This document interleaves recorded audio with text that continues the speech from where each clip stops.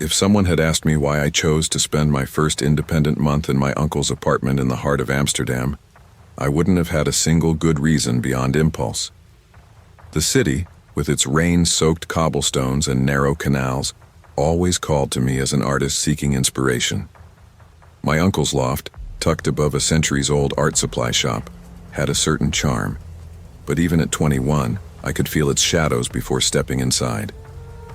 The moment I turned the brass key, a musty aroma hit me. Oil paint, damp wood, and the faint hint of lavender, probably from a previous tenant. I dropped my bag in the middle of the main room, flinching as the floorboards groaned beneath me. The place was beautiful in a melancholic way. Exposed beams stretched across the high ceiling, and the walls bore years of paint splatters, sketches pinned here and there like small, deliberate rebellions against time. I unpacked my things, setting up my easel near the tall window that overlooked a narrow canal. Rain began tapping against the glass, irregular but soothing, and I found myself sketching silhouettes of the buildings across the water. It was only when the rain thickened, slapping against the window like impatient fingers, that I noticed a faint humming. I paused, tilted my head, and thought it must be a pipe vibrating with the storm. Still, there was a rhythm to it, almost like a whisper I could not place. By midnight, I had convinced myself it was nothing. I was an art student. Imagination was my curse as much as my gift. But then, from somewhere above the hallway, a rope slithered down like a loose vine from the ceiling hatch. My sketching hand froze. My pulse spiked. A soft creak followed. Someone was moving upstairs. "Hello?" I called, my voice barely audible over the rain. The rope jerked up, and the hatch clicked closed. I wanted to believe it was a trick of the storm, a gust of wind, but the floors overhead creaked again. Someone was definitely there. I shoved my sketchbook into my bag and tried to call my uncle, but my phone was on 2%. The situation had taken on a peculiar cinematic dread that made every shadow deeper, every corner suspicious. I debated leaving quietly, but the apartment was old and unfamiliar. The hallway's dim light barely touched the edges, and I could feel eyes, or at least presence, above me. It wasn't a dream. My stomach churned as I realized I was utterly alone, yet not alone. The decision came suddenly. I could not stay. My hands trembled as I pulled on my coat, ignoring the mud that had gathered at the edges of the doorway from the storm outside. Barefoot, I stepped into the rain, cold and soaked within seconds, and ran toward the streetlights that shimmered over slick cobblestones. I tried dialing the police, my fingers numb, heart hammering, the corded voice of my own fear louder than anything else. The sounds of the apartment, the subtle creaks, the almost imperceptible hum, followed me in my mind as I fled. By the time the officers arrived, the apartment had returned to its eerie silence, the storm masking all clues except for a trail of muddy footprints that led straight to the loft. They found him hiding in the walls, pale and ragged, a young man whose life seemed suspended between neglect and desperation. Luca Rossi, the officer called him, homeless, malnourished, and living in a shadowed world I could not have imagined. He had used an old maintenance shaft to slip in, and peepholes to watch the apartment from above. He was not violent. In fact, when questioned, he seemed more lonely than dangerous. He talked about days spent in the dark, waiting, watching, observing people's lives from hidden spaces. The officers were polite but firm, escorting him out as if removing a shadow from the room. I stayed outside, drenched and shaking, replaying the encounter in my mind. How could someone exist so close to my life without me noticing? The idea that he had been watching me, really watching, unnoticed, made my skin crawl. I returned inside later to find the apartment empty but forever altered in my memory. Sleep became a fragile ritual. Every creak, drip, and shuffle caused me to tense, to tap walls, to check closets. Even months later, after moving out, I could feel the memory of those hidden footsteps, the rope dangling from the ceiling, and the hum through the vent. It was an intimacy I had not asked for, a reminder that solitude could amplify fear, and that even beauty and charm could harbor quiet, unexpected intrusions. Even after Luca was gone, the apartment felt different, not just in the obvious sense of his absence, but as though it had retained a memory of him. I would sit at my easel, sketching the canal outside, but my eyes kept drifting to the ceiling hatch, to the corners where shadows pooled unnaturally. Every creak of the floorboard sent a shiver down my spine. I had never felt so aware of space, of gaps, of hidden places. I tried to rationalize it. Of course, it had been weeks since Luca had lived there. Of course, he was no longer in the apartment. And yet, every sound, the subtle groan of an old beam, the tap of water leaking somewhere in the walls, became magnified. I found myself walking through each room before bed, tapping walls, opening cabinets, checking closets. Even the hum of the heating system or the rain's rhythm against the windows became suspicious. One evening, while sketching a small, crooked canal bridge, I heard a sound that made me freeze. The faint dragging of something above. My pencil hovered mid-air. For a heartbeat, I convinced myself it was the old building settling. Then I remembered the rope, the hatch, the feeling of being watched. My breath caught. I set the pencil down slowly, moving toward the door. "Hello?" My voice sounded braver than I felt. No reply. Silence. But my skin crawled. That night, I slept in the living room, blanket wrapped tightly, furniture moved in front of the windows like a protective barrier. I realized the terror Luca had caused was not just about him. It had infected my perception. Solitude, I learned, had a voice of its own. Days passed. I started sketching again, forcing myself to focus. I drew the city in sharp, precise lines, capturing its curves and reflections. Yet even my art became tinged with paranoia. I drew shadows too long, windows too narrow, and hidden doors I wasn't sure existed. The loft had become a mirror of my fear, beautiful, haunted, and alive.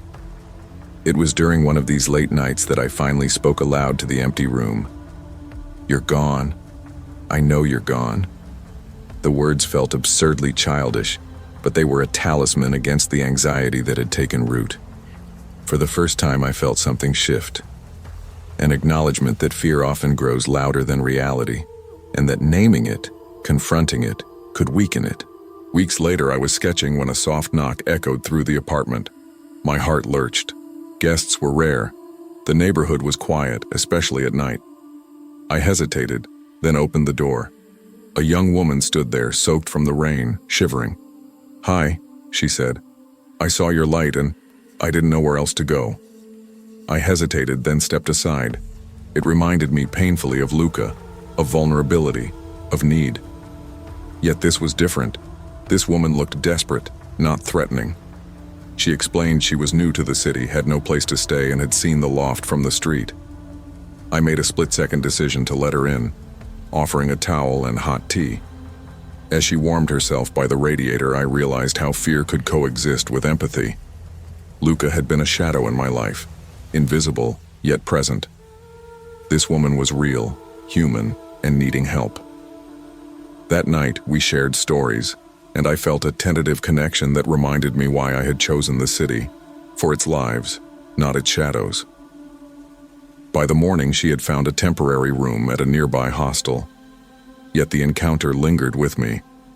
I understood more than ever that vulnerability attracts attention in both benign and dangerous ways.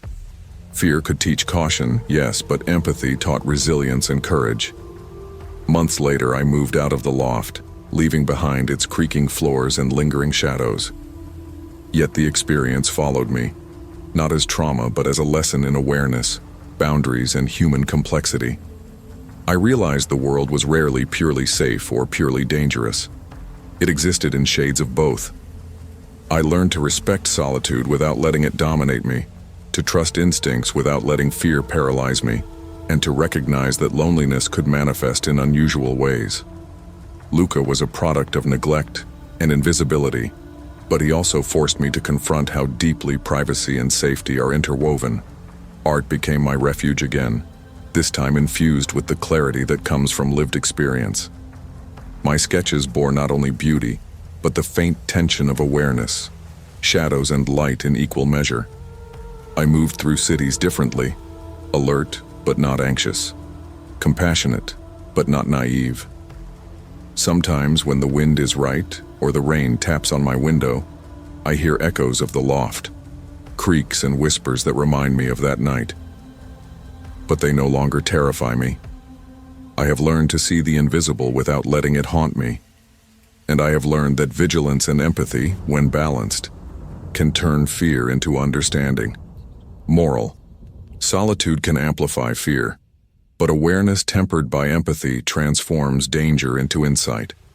True safety lies not in walls or locks, but in understanding both the shadows around us and the humanity within them. I've always had a strange love for isolation. Maybe it comes from years of volunteering in unpredictable environments, places where the world narrows down to the essentials: warmth, food, and a steady pulse. When I agreed to cover the winter post at a small ski lodge tucked into the Austrian Alps, I imagined long quiet nights by the fire, the occasional hiker needing a patch-up, and the satisfaction of knowing I could help when it mattered most. I did not imagine being completely alone with the mountains themselves becoming conspirators in some quiet terror. The lodge looked picturesque on the drive up, smoke curling from the chimney, a steady yellow glow in the windows. But by the time I parked my small van and lugged my supplies through waist-deep snow, I could already feel the wind cutting through the pines like a blade. I locked the doors behind me. The echo of the metal bolt clicking shut sounded unusually final in the cold air. By late afternoon, the storm had begun in earnest.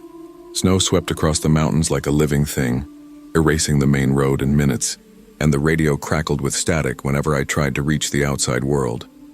The first few hours passed in routine checks: fuel, generator, medical supplies. I was methodical. A doctor's instincts drilled into me over years of emergency shifts. I had just settled with a cup of tea when the first oddity occurred. Wet boot prints led from the main door into the hallway. My heart leapt. I had only one pair of boots, and these weren't mine, and they were far larger, heavier. My breath fogged in the cold, and my voice trembled as I whispered, "Hello?" There was only the faint hum of the generator. I cursed under my breath, telling myself it was my imagination, snow melting in the entryway maybe, some trick of the dim light. Still, I followed the trail. It ended at the back door. A torn climbing jacket hung from the handle, stiff with ice. Inside its pocket was a crumpled, water-damaged note. The words barely readable: "Don't close the door again." I felt my pulse spike, and for the first time the lodge didn't feel like shelter. It felt like a trap. I scanned the security monitors in the corner. Mostly static, but one flickering frame showed a silhouette near the snowmobile shed. My instincts screamed to call for help, but the storm had eaten any signal. The wind moaned outside, rattling the shutters. The generator flickered, threatening to die. I tried to reason with myself, probably a hiker lost in the storm seeking shelter. But the line between caution and paranoia blurred the moment the lights went out completely. I fumbled for my headlamp, its beam slicing through the darkness, and peered out the back window. A figure crawling through the snow disappeared beneath a drift. My pulse pounded, and for a terrifying moment I swore I saw hands clawing toward the door. I wanted to believe I was hallucinating, that the cold and fear were conspiring against me. But then came the sound beneath the floorboards, faint, rhythmic knocking, desperate. I sat frozen for what felt like hours. It could be the ice settling and cracking, but my mind refused to accept it. I told myself over and over, it's just ice. It's just the storm. But the knocking persisted, stubbornly insistent, echoing like a heartbeat in the hollow floor. I couldn't sleep. The storm raged, and in the stillness I felt utterly, completely alone. Morning arrived on a haze of white. The storm had passed, leaving a thick, almost blinding snow in its wake. When the rescue team finally made it through, I felt relief and shame at the same time. Relief that I wasn't trapped forever. Shame that I had let fear take over my mind. They found a half-buried snowmobile near the ridge, twisted and wrecked, its handlebars snapped like twigs. Beside it lay the torn jacket I had found at the lodge. The man it belonged to had died in an avalanche days earlier. My mind tried to process it. The figure outside the window, the crawling silhouette, the persistent knocking, all remnants of a man who wasn't alive anymore. The rescuers joked lightly about my nerves, the isolation, the storm playing tricks on a tired mind. But I knew better.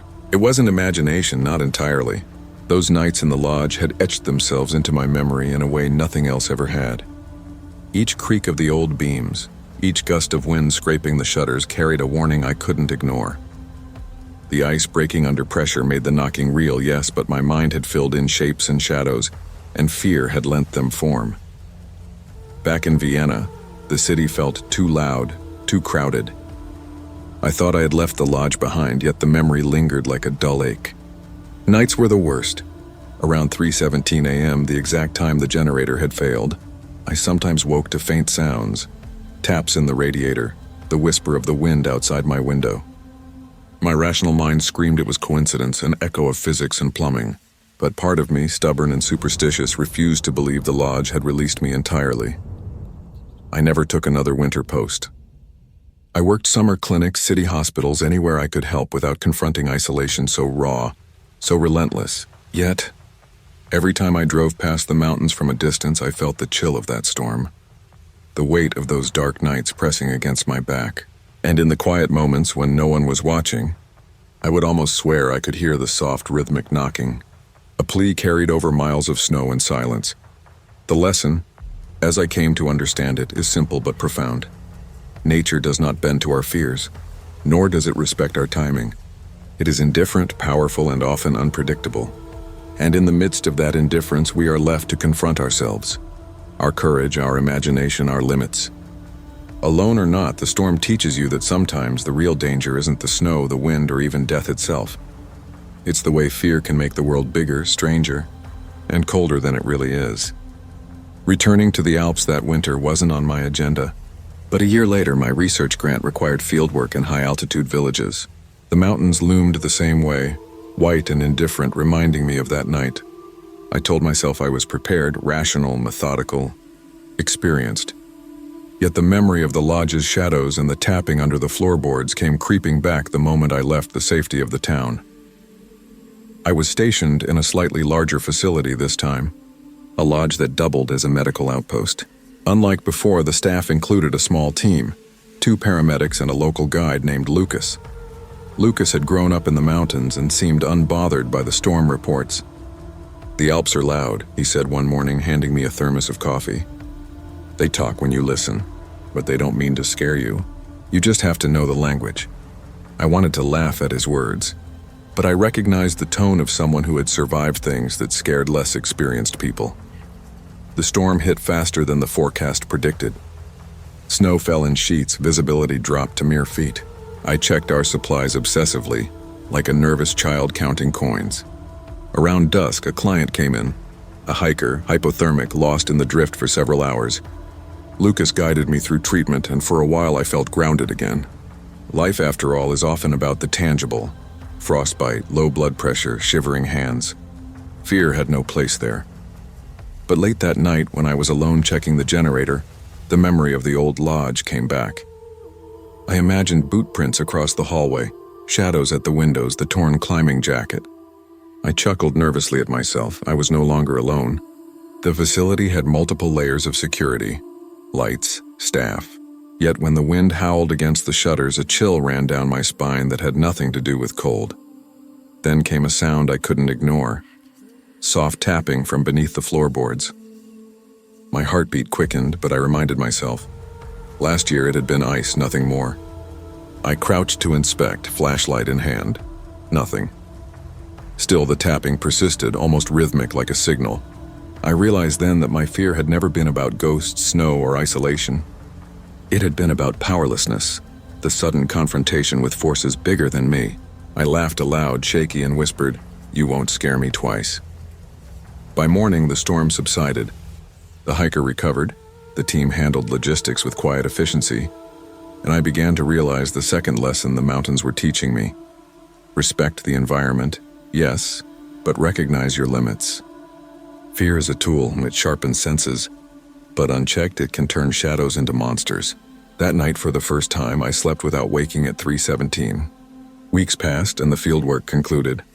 I had reconciled myself with my memories, or so I thought. Back in Vienna, the city's noise welcomed me like an old friend. But one evening, while preparing notes, I noticed a small envelope on my desk with no return address. Inside, a simple phrase, "Never forget the language of the Alps." My stomach twisted. I knew it wasn't a prank. Lucas had warned me in his quiet, deliberate way. Fear and respect are intertwined here, he had implied. I reread my journal from the lodge, remembering the storm, the snowmobile, the desperate knocking. It all felt surreal now, but also like a warning. Months later, I found myself mentoring young volunteers preparing for remote postings. I shared the story of the lodge, careful not to sensationalize it. Nature doesn't negotiate, I told them. It's indifferent, but it's honest. Learn its language, respect its signs, and never ignore your instincts. Some rolled their eyes. Others nodded solemnly. I realized then that my terror had transformed into wisdom. The mountains hadn't tried to harm me. They had revealed my vulnerabilities and my resilience. I never returned to winter postings alone, but I learned to carry the lesson into every corner of life. Fear can be a teacher if you let it, or a jailer if you let it control you. Years later, I was reviewing medical supplies in a small mountain clinic when a storm approached.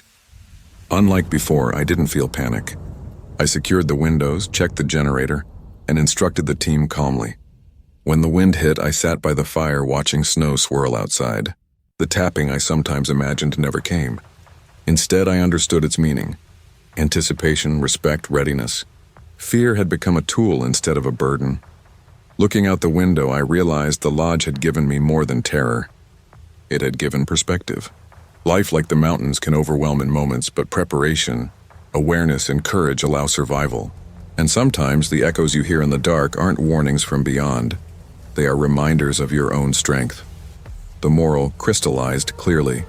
Confront fear with respect, not denial. Prepare, observe, and listen.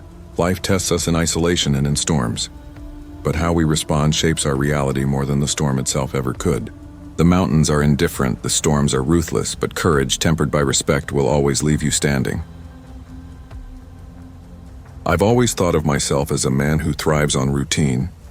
At 33, I'd been a night security guard at the IKEA on the outskirts of Stockholm for just over 2 years. It wasn't glamorous, but the pay was steady, and the night shift suited me. People are generally asleep at night, and I liked that. I liked the quiet hum of lights, the predictable whir of the vents, the emptiness that made the space feel like it existed just for me. Until that night. I remember it starting with a sound I couldn't place. A drawer sliding shut somewhere deep in the labyrinth of showrooms. I froze mid-step, flashlight shaking in my hand, though I tried to convince myself it was just the settling of the building. I had walked these floors countless times, known every squeak and draft, every echo of my own footsteps. Still, something about the way the sound echoed through the artificial woods and laminated floors made my stomach tighten. The store was locked down tight. My phone kept losing signal, which was unusual but not impossible given the location. I muttered to myself, trying to laugh it off. Draft, or a mouse, or IKEA ghosts, I joked quietly, pressing on through the living room inspiration section. But the lights overhead flickered again. Not a quick pulse, but a slow, deliberate blink that felt almost like a heartbeat. I could feel the sweat prickling at my neck. By the time I reached aisle 17 near the model kitchens, the cameras had picked up something I couldn't explain. A figure, just standing there, still. Then just like that, gone. I rewound the footage, expecting some glitch or trick of the light, but nothing showed up.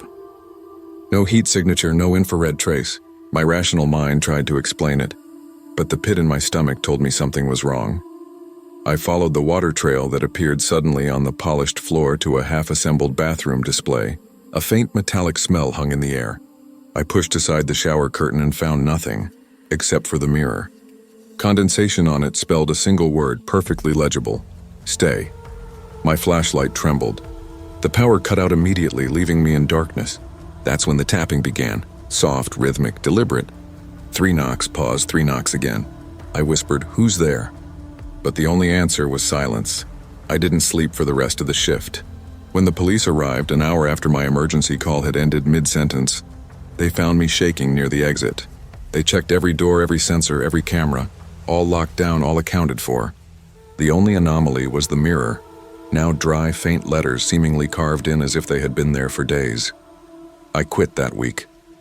When I handed in my notice, my supervisor laughed at my insistence that something remembered the store. But I wasn't joking. There was something in that building, something that wasn't alive and yet wasn't absent. I still avoid furniture stores, especially the ones where everything looks like home, but nothing is lived in. The weeks after leaving, I tried to convince myself I'd imagined it. Work stress, too many late nights, shadows playing tricks on me. But the memory lingered, gnawing at the edges of my mind. One evening, curiosity got the better of me. I found myself driving past the store, parked in the darkened lot, staring up at the familiar blue and yellow sign. It was empty, silent. The lot was dark except for a few flickering exterior lights. My legs itched to move toward the automatic doors, but something held me back. A feeling I couldn't name, a weight in my chest. And then I saw it. The same reflection from that night, flickering faintly on the glass entrance, almost like it was waving. I blinked and it was gone. My heart slammed, my fingers gripping the steering wheel. I left, promising myself I'd never return. But a week later, a friend called me. He had just started working a night shift at a different IKEA. His voice was calm, but there was an edge. "Leo," he said, "have you ever felt like someone watches you here at night?" I didn't answer right away. I just remembered the word on the mirror. Stay. I couldn't shake the call from my friend. There was a tremor in his voice that told me he was genuinely scared. Against every instinct, I agreed to meet him at a nearby diner after his shift. The fluorescent lights and clatter of coffee cups should have been comforting. But even there, in that mundane, sunlit environment, I felt the shadows from that night creep into my chest. He sat across from me, pale, jittery, eyes darting toward the window as if expecting something to materialize outside. "It started the same way," he said, voice low. Flickering lights, strange reflections in the mirrors, shadows that shouldn't exist. And the water. Always water. I swallowed hard. Water. That was the first thing that had unnerved me. The metallic smell, the cold puddle at my feet. I realized then that I wasn't imagining things. Something about the design, the layout, the sterile emptiness, and it had a life of its own. Or at least a memory. We devised a plan. We'd go back at night together. 2 people were safer than 1, and maybe if we confronted it, we could figure out what it wanted. He hesitated, but I insisted. Curiosity and fear intertwined, tugging me back to the place I had sworn never to return. The night was cold, the wind slicing through the car as we pulled into the lot. Even from outside, the store seemed alive, lights flickering in patterns that almost mimicked breathing. We approached the automatic doors cautiously. I felt my stomach twist into knots, every instinct screaming to run, yet I stepped forward. "It's just a building," I muttered. My voice sounded hollow even to me. Inside, everything smelled the same. Varnish, plastic, synthetic wood. The silence was different though, thicker, heavier. The shadows clung to the corners, stretching unnaturally. As we moved toward the display kitchens, the soft taps returned. Not loud, not fast, but deliberate. 3 knocks, pause, 3 knocks again. My friend froze. "Do you hear that?" I nodded, gripping my flashlight like a lifeline. "It wants something," I whispered. "Or it wants to be seen." We followed the sound, tracing it back to the half-assembled bathroom display. And there it was, the mirror, condensation forming slowly as if breathing. The word "stay" appeared again, perfectly legible. Only this time another word had joined it. Forever. I felt my throat tighten. My friend grabbed my arm. "Leo, let's go, now." But something inside me, a mixture of curiosity and desperation, kept me rooted. I reached toward the mirror just to touch it, and the temperature plummeted. A cold wind, impossible indoors, whipped around us. Shadows shifted, coalescing into something almost human, but not quite.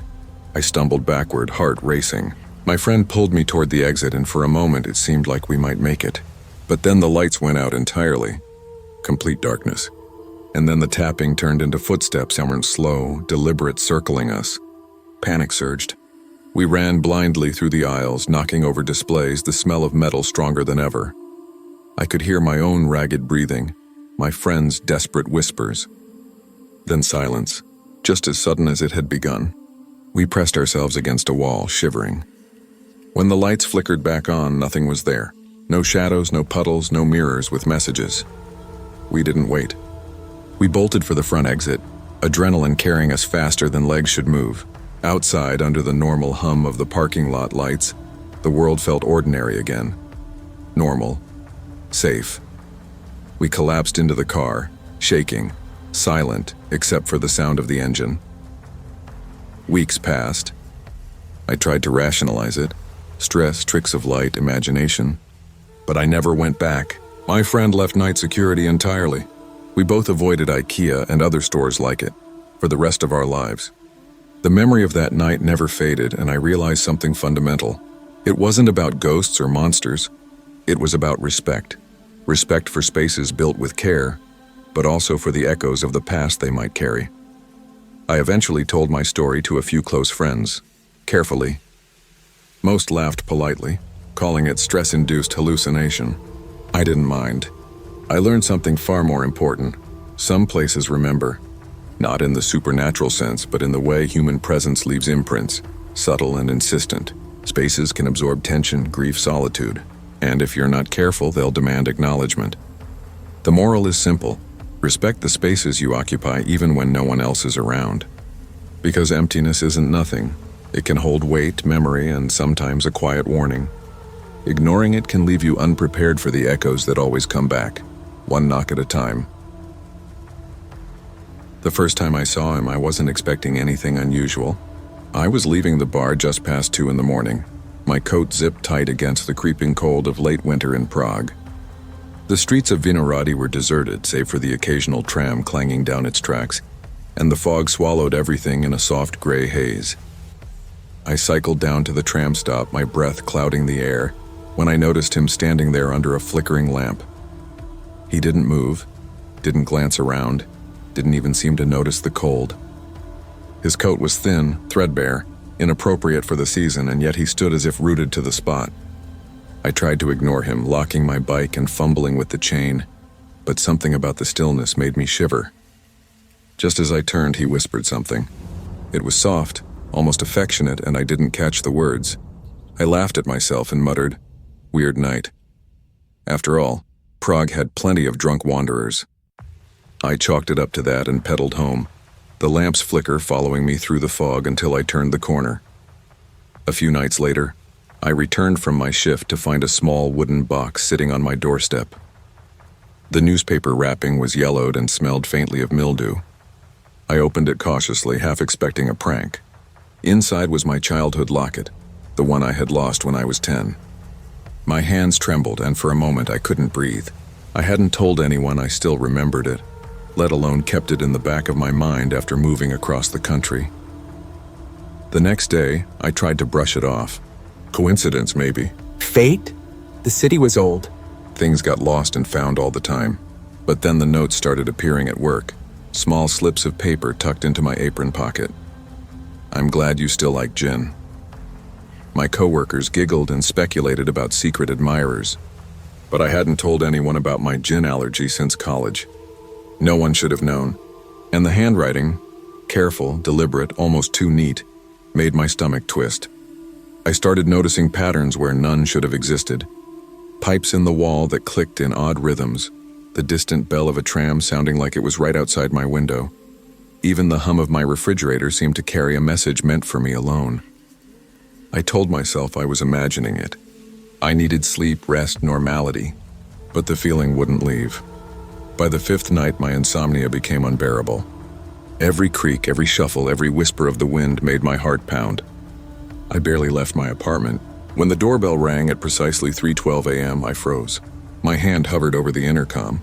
On the screen stood him, the man from the tram stop. Same coat, same stillness, same expressionless smile. I whispered into the speaker. "What do you want?" He answered, voice trembling but quiet. "You kept her locket." And that was the moment I realized the city didn't just hide strangers. Sometimes it hid secrets you weren't ready to uncover. The police were thorough as much as late-night Prague cops can be. They found no forced entry, no footprints beyond the wet patches leading away from my door. Small footprints, delicate, almost childlike. The notes, the box, the whispers, they couldn't explain any of it. And neither could I. Days later, a detective named Voida came by my apartment, his trench coat still damp from the drizzle outside. He squinted at me over wire-rimmed glasses and said, "Miss Muller, sometimes people return to places they shouldn't, places that remind them of unfinished business." I wanted to ask him if he'd ever felt that kind of unease, the one that creeps into your chest at night.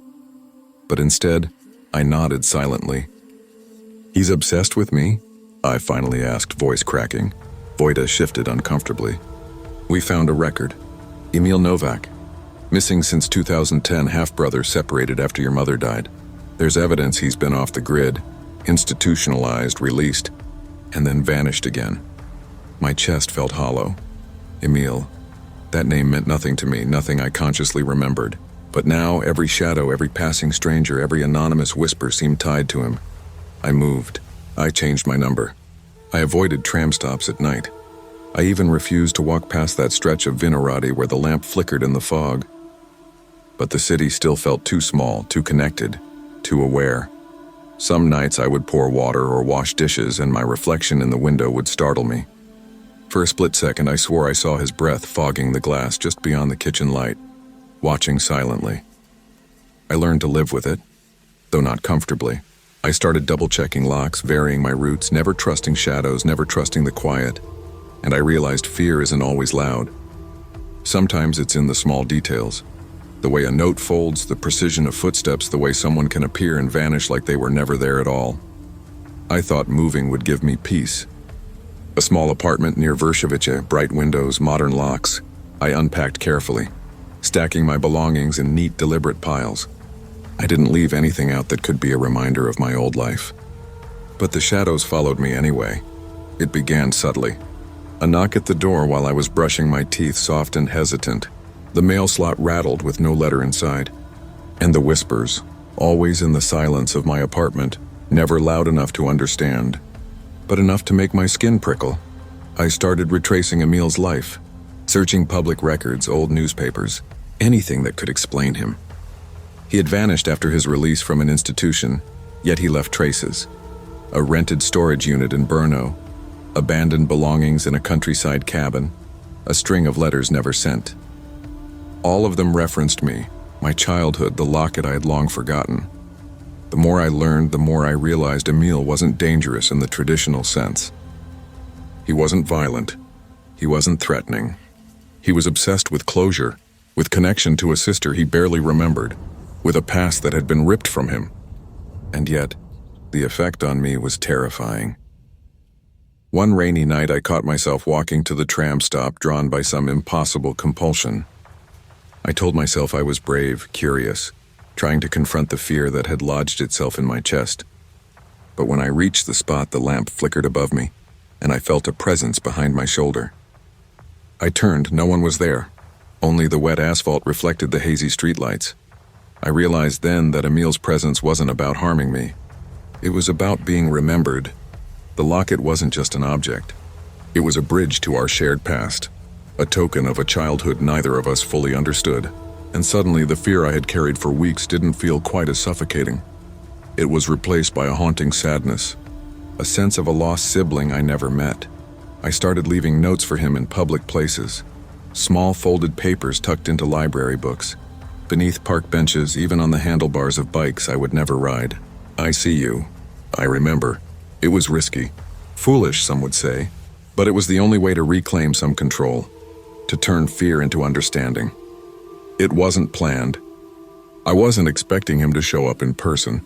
Yet one afternoon I found myself at a quiet cafe in Zhizkov, sipping tea and pretending to read, when he slid into the seat across from me. Emil looked older than I imagined, thinner, his coat hanging loosely on his frame. His eyes held the same stillness as that first night, but now they carried exhaustion and relief. "Clara," he said, voice trembling slightly, I found you." I swallowed hard, trying to steady my voice. "You've been watching me," I said, though it didn't feel accusatory. More like stating a fact. "I wasn't watching," he said quickly, almost defensive. I was trying to find a way to know you again. I lost so much." His hands trembled over his cup. "I didn't mean to scare you." For the first time I saw him as a person, not a ghost in the fog. A man searching for the only family he had left, lost and afraid, guided by memory and obsession. We talked for hours about our mother, about our childhood, about the locket that had survived decades and distances to bring us back together. He apologized for the fear he caused, for the notes, the boxes, the uninvited appearances, and I forgave him, not because everything was okay, but because holding on to fear would only keep the past alive in the wrong way. By the time we left the cafe, the fog had lifted. Sunlight spilled over the streets, warming the sidewalks, washing away the shadows that had haunted me for weeks. Emile walked beside me, careful not to crowd, careful to exist in the present, not the obsession of the past. It wasn't instant peace. It never is.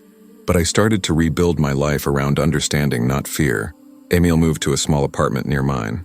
We didn't speak every day, didn't try to force a bond that had been severed for decades, but we acknowledged each other, shared small moments, and sometimes, just sometimes, I felt the comfort of having someone who understood that old loss. I still avoid empty tram stops late at night, still check locks, still pause at shadows, but fear no longer drives me. It reminds me of the past, yes, but also of the strength it took to face it. Emile is part of that past, but he's also part of my present. I learned something essential in those long weeks of sleepless nights and whispered messages. Life isn't about avoiding the shadows. It's about understanding why they exist and finding a way to coexist with them. Sometimes the people who scare us the most are simply reaching for something they lost, just as we are. The moral, if there is one, is this: fear is powerful, but compassion is stronger. Understanding the intentions behind actions, even when they terrify us, can turn the haunting echoes of the past into a bridge toward you. The night smells of diesel and seaweed, a heavy, tangy mix that sticks to my clothes and hair. I pull the collar of my jacket tighter and wipe a bead of sweat off my forehead, though it's cool outside. The Marseille boatyard is quiet, almost too quiet. Just me, a half-finished yacht, and the low tide dragging itself lazily along the pier.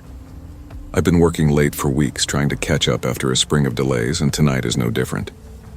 My fingers are sore from tightening rudder bolts, and the smell of varnish and wet wood is thick in my nostrils. A loose tarp flaps against the hull with an almost hypnotic rhythm. It's steady, annoying, and makes me jump every time the metal snaps against the wood. I hum under my breath to fill the silence, a tune from some old French radio show I once caught on a broken transistor. Humming is safer than talking to myself, and it keeps me from feeling the emptiness of the yard, the sort of emptiness that presses against your ears and chest like water. Then comes the sound. A metal clang, distinct and offbeat. Not the tarp, not any of the machinery I'm used to. I freeze, my hands gripping the wrench tighter. I strain my ears, trying to convince myself it's just a piece of scrap shifting in the wind. But there's something in the echo. Deliberate. Sharp. I can almost feel the hairs on my neck rise. The primal part of me, the part that pays attention to instincts instead of logic, tells me, someone is watching. I set down the wrench and walk toward the main gate, flashlight slicing through the mist. My boots echo on the concrete. I notice fresh footprints in the wet mud near the hull stacks. Not mine. They lead between the boats in a crooked, cautious path. I follow them, silent, heartbeat thumping in rhythm with my steps. Anyone here? My voice comes out thinner than I expect. No answer. Only the distant lapping of water, the gentle sway of ropes, and the creak of a mast. Then I see movement. A crouched silhouette behind a dry-docked sailboat. Motionless except for slow, deliberate breathing. I step back, trip over a coil of rope, curse, and the figure darts in silent, quick toward the harbor fence. I scramble to the office, lock the door, call the police. While I'm on the line, I hear it again. The rope unspooling, scraping metal as if someone is lowering themselves from above. My hands shake and I realize I've been working in close proximity to someone else for weeks without ever noticing. The officers arrive 20 minutes later. Muddy handprints on the inside of the fence, scraps of food, a makeshift camp. A refugee, living under the dock, waiting for a chance to stow away. I'm left staring at the empty yard, heart still racing, mind replaying every sound, every shadow. Sleep doesn't come for 2 nights. It's not guilt, not pity. It's the awareness that someone had been there, unseen, almost part of my world. And I didn't know. The next day, sunlight pours over the yard, bright and almost cruel after the night's tension. I walk among the boats, the smell of wet wood now mingling with salt and oil. The refugees' footprints have washed away, but I can still see them in my mind, imprinting themselves into the memory of the yard, like ghosts between hulls. I tell myself to focus on repairs, on schedules, on jobs that pay bills. But even as I sand the teak, every snap of a rope, every metallic clang makes me flinch. A few of the other shipwrights notice my jitteriness. "You all right, Mikhail?" one asks, wiping sweat from his brow. I nod, muttering something about being tired. They shrug and move on. I'm alone again, or at least I feel alone, haunted by the memory of that crouched figure. It's strange thinking about someone living just feet from you, waiting, hiding. Makes you question how much of the world you actually see. I spend the afternoon checking the hulls, replacing worn lines, varnishing wood. Each task should be mindless, grounding, but my attention keeps drifting to the shadows behind the masts, the gaps between stacked boats. I remember the look of those eyes, barely visible, trying not to blink, trying to be unnoticed. And then there's the rope scraping the metal, a sound I can't unhear. Later, I climb into the small break room above the workshop, peeling off my gloves. I sit at the table with a cup of lukewarm coffee, hands wrapped around the ceramic like it might steady my nerves. I hear footsteps outside, freeze. Another cup slides from the counter and shatters on the tile. My heartbeat feels like it's hammering through the floor, nothing. Just the wind. Or is it? By evening, I decide to walk the perimeter again, flashlight in hand. The tide is higher now, water lapping closer to the dock, softening the edges of the mud. I follow the fence, eyes scanning for movement, ears tuned to every small scrape, tap, whisper of the yard. My imagination begins filling in the blanks, bare feet on concrete, shadows moving just out of reach. I realize I don't just feel watched anymore. I feel exposed, vulnerable in a place I've always thought I controlled. It's in that moment, leaning against the fence, that I understand something deeper. Safety isn't just about locking doors or calling the police. Sometimes safety is the illusion we carry until it's pierced by the unexpected. And that piercing doesn't just show you danger. It shows you how thin the line is between knowing and not knowing, seeing and missing. I leave the yard that night with a sense of unease, a new respect for the quiet, the gaps, the spaces where life continues unseen. I don't know the refugee's story, and maybe I'll never know, but I carry the awareness of him with me, a reminder that the world is larger, darker, and stranger than the neat rows of boats and tidy schedules suggest. The next night, I return to the yard earlier than usual, partly because I can't sleep, partly because the unfinished yacht won't wait. The air carries the same diesel and seaweed smell, but tonight it feels heavier, almost oppressive, pressing against my lungs. I move slowly among the boats, flashlight cutting through pockets of fog. Every shadow seems alive. Every ripple of water against the hull makes me flinch. I start with the rudder fittings again, tightening bolts, checking the seals, but my mind keeps drifting. What had the refugee been like? Young, old, afraid, determined? The image of those crouched eyes half hidden behind a sailboat keeps replaying. I tell myself it doesn't matter, but it does, a little too much, as I work. I notice signs I hadn't before. A tattered tarp caught in the corner of a boat. A small dent in the mud where someone had pressed their palm against the ground. Tiny scraps of food hidden behind crates. They'd been here longer than I imagined. Weeks, maybe months. I feel a strange mix of anger and sympathy. Anger at the intrusion, sympathy for the struggle I can't truly understand. A sudden sound, scraping, deliberate, makes me freeze. I turn sharply, flashlight sweeping over the dock. Nothing moves, but the sound comes again, coming from the shadowed gap beneath a sailboat. My pulse accelerates, and I realize I've been hoping not to see anyone tonight, and yet part of me wants to. Maybe to confirm that this is real, that the world is not entirely orderly. "Hey," I call, voice steadier than I feel. "You don't need to hide here." No answer. I set down my wrench and step closer, squinting through the gloom. There's nothing, but the footprints in the mud are fresh, unmistakable. Whoever it is, they're still around. I debate whether to leave or to try to find them. Fear tells me to go. Curiosity, and some sense of responsibility, tells me to stay. I remember the police warning, stay inside. But I also remember the look in those eyes.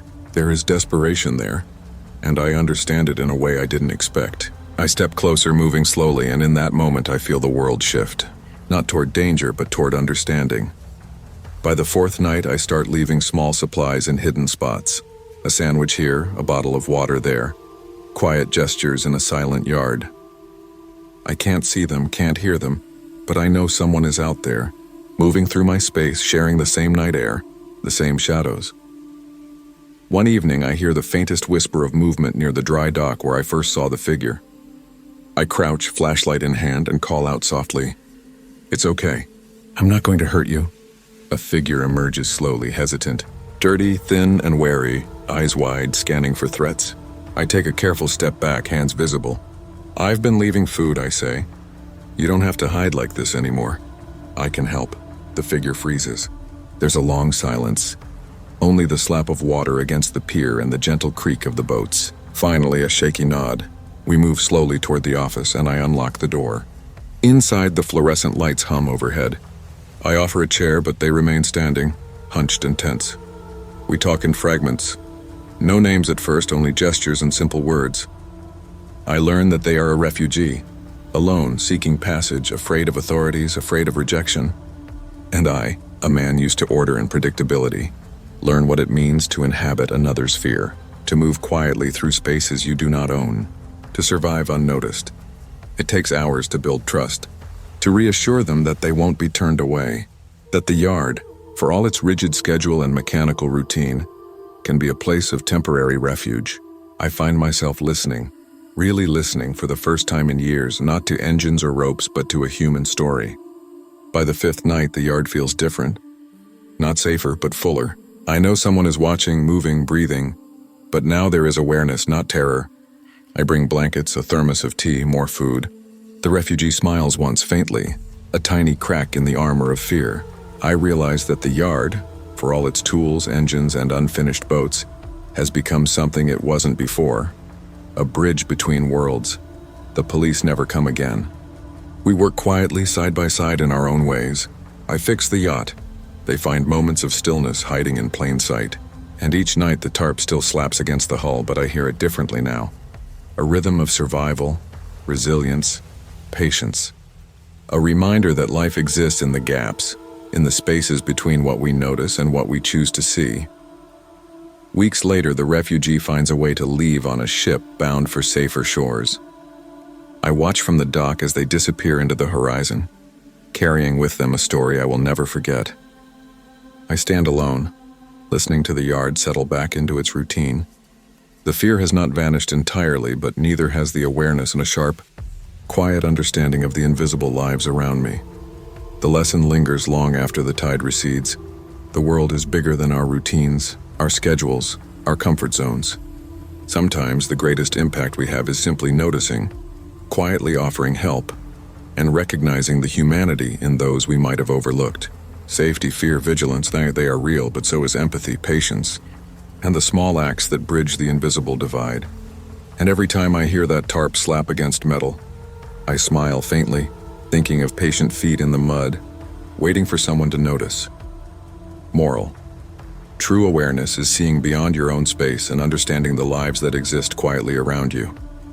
Compassion and vigilance together can transform fear into connection.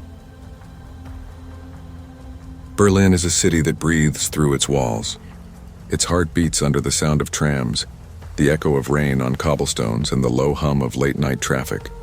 When I first moved here, I used to think the city had a rhythm that only the lonely could hear. Maybe that's why I noticed him, the man by the U-Bahn entrance, before anyone else would have. It was March 8th, 11:47 p.m., and I was returning from a freelance job downtown. Camera slung around my neck, half tired, half drunk on city air. The streetlights near my building had always flickered. But that night, one light stuttered in a strange rhythm, casting long, jerky shadows across the cracked pavement. That's when I saw him.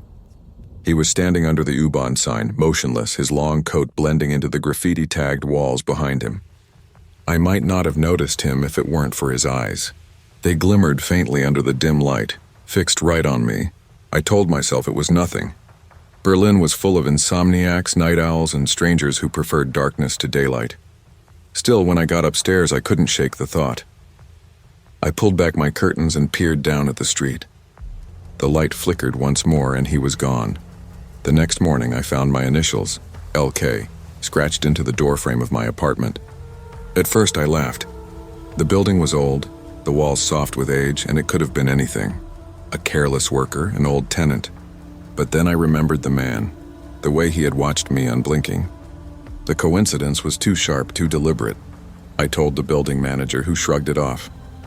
"Berlin's full of bored kids with keys," he said.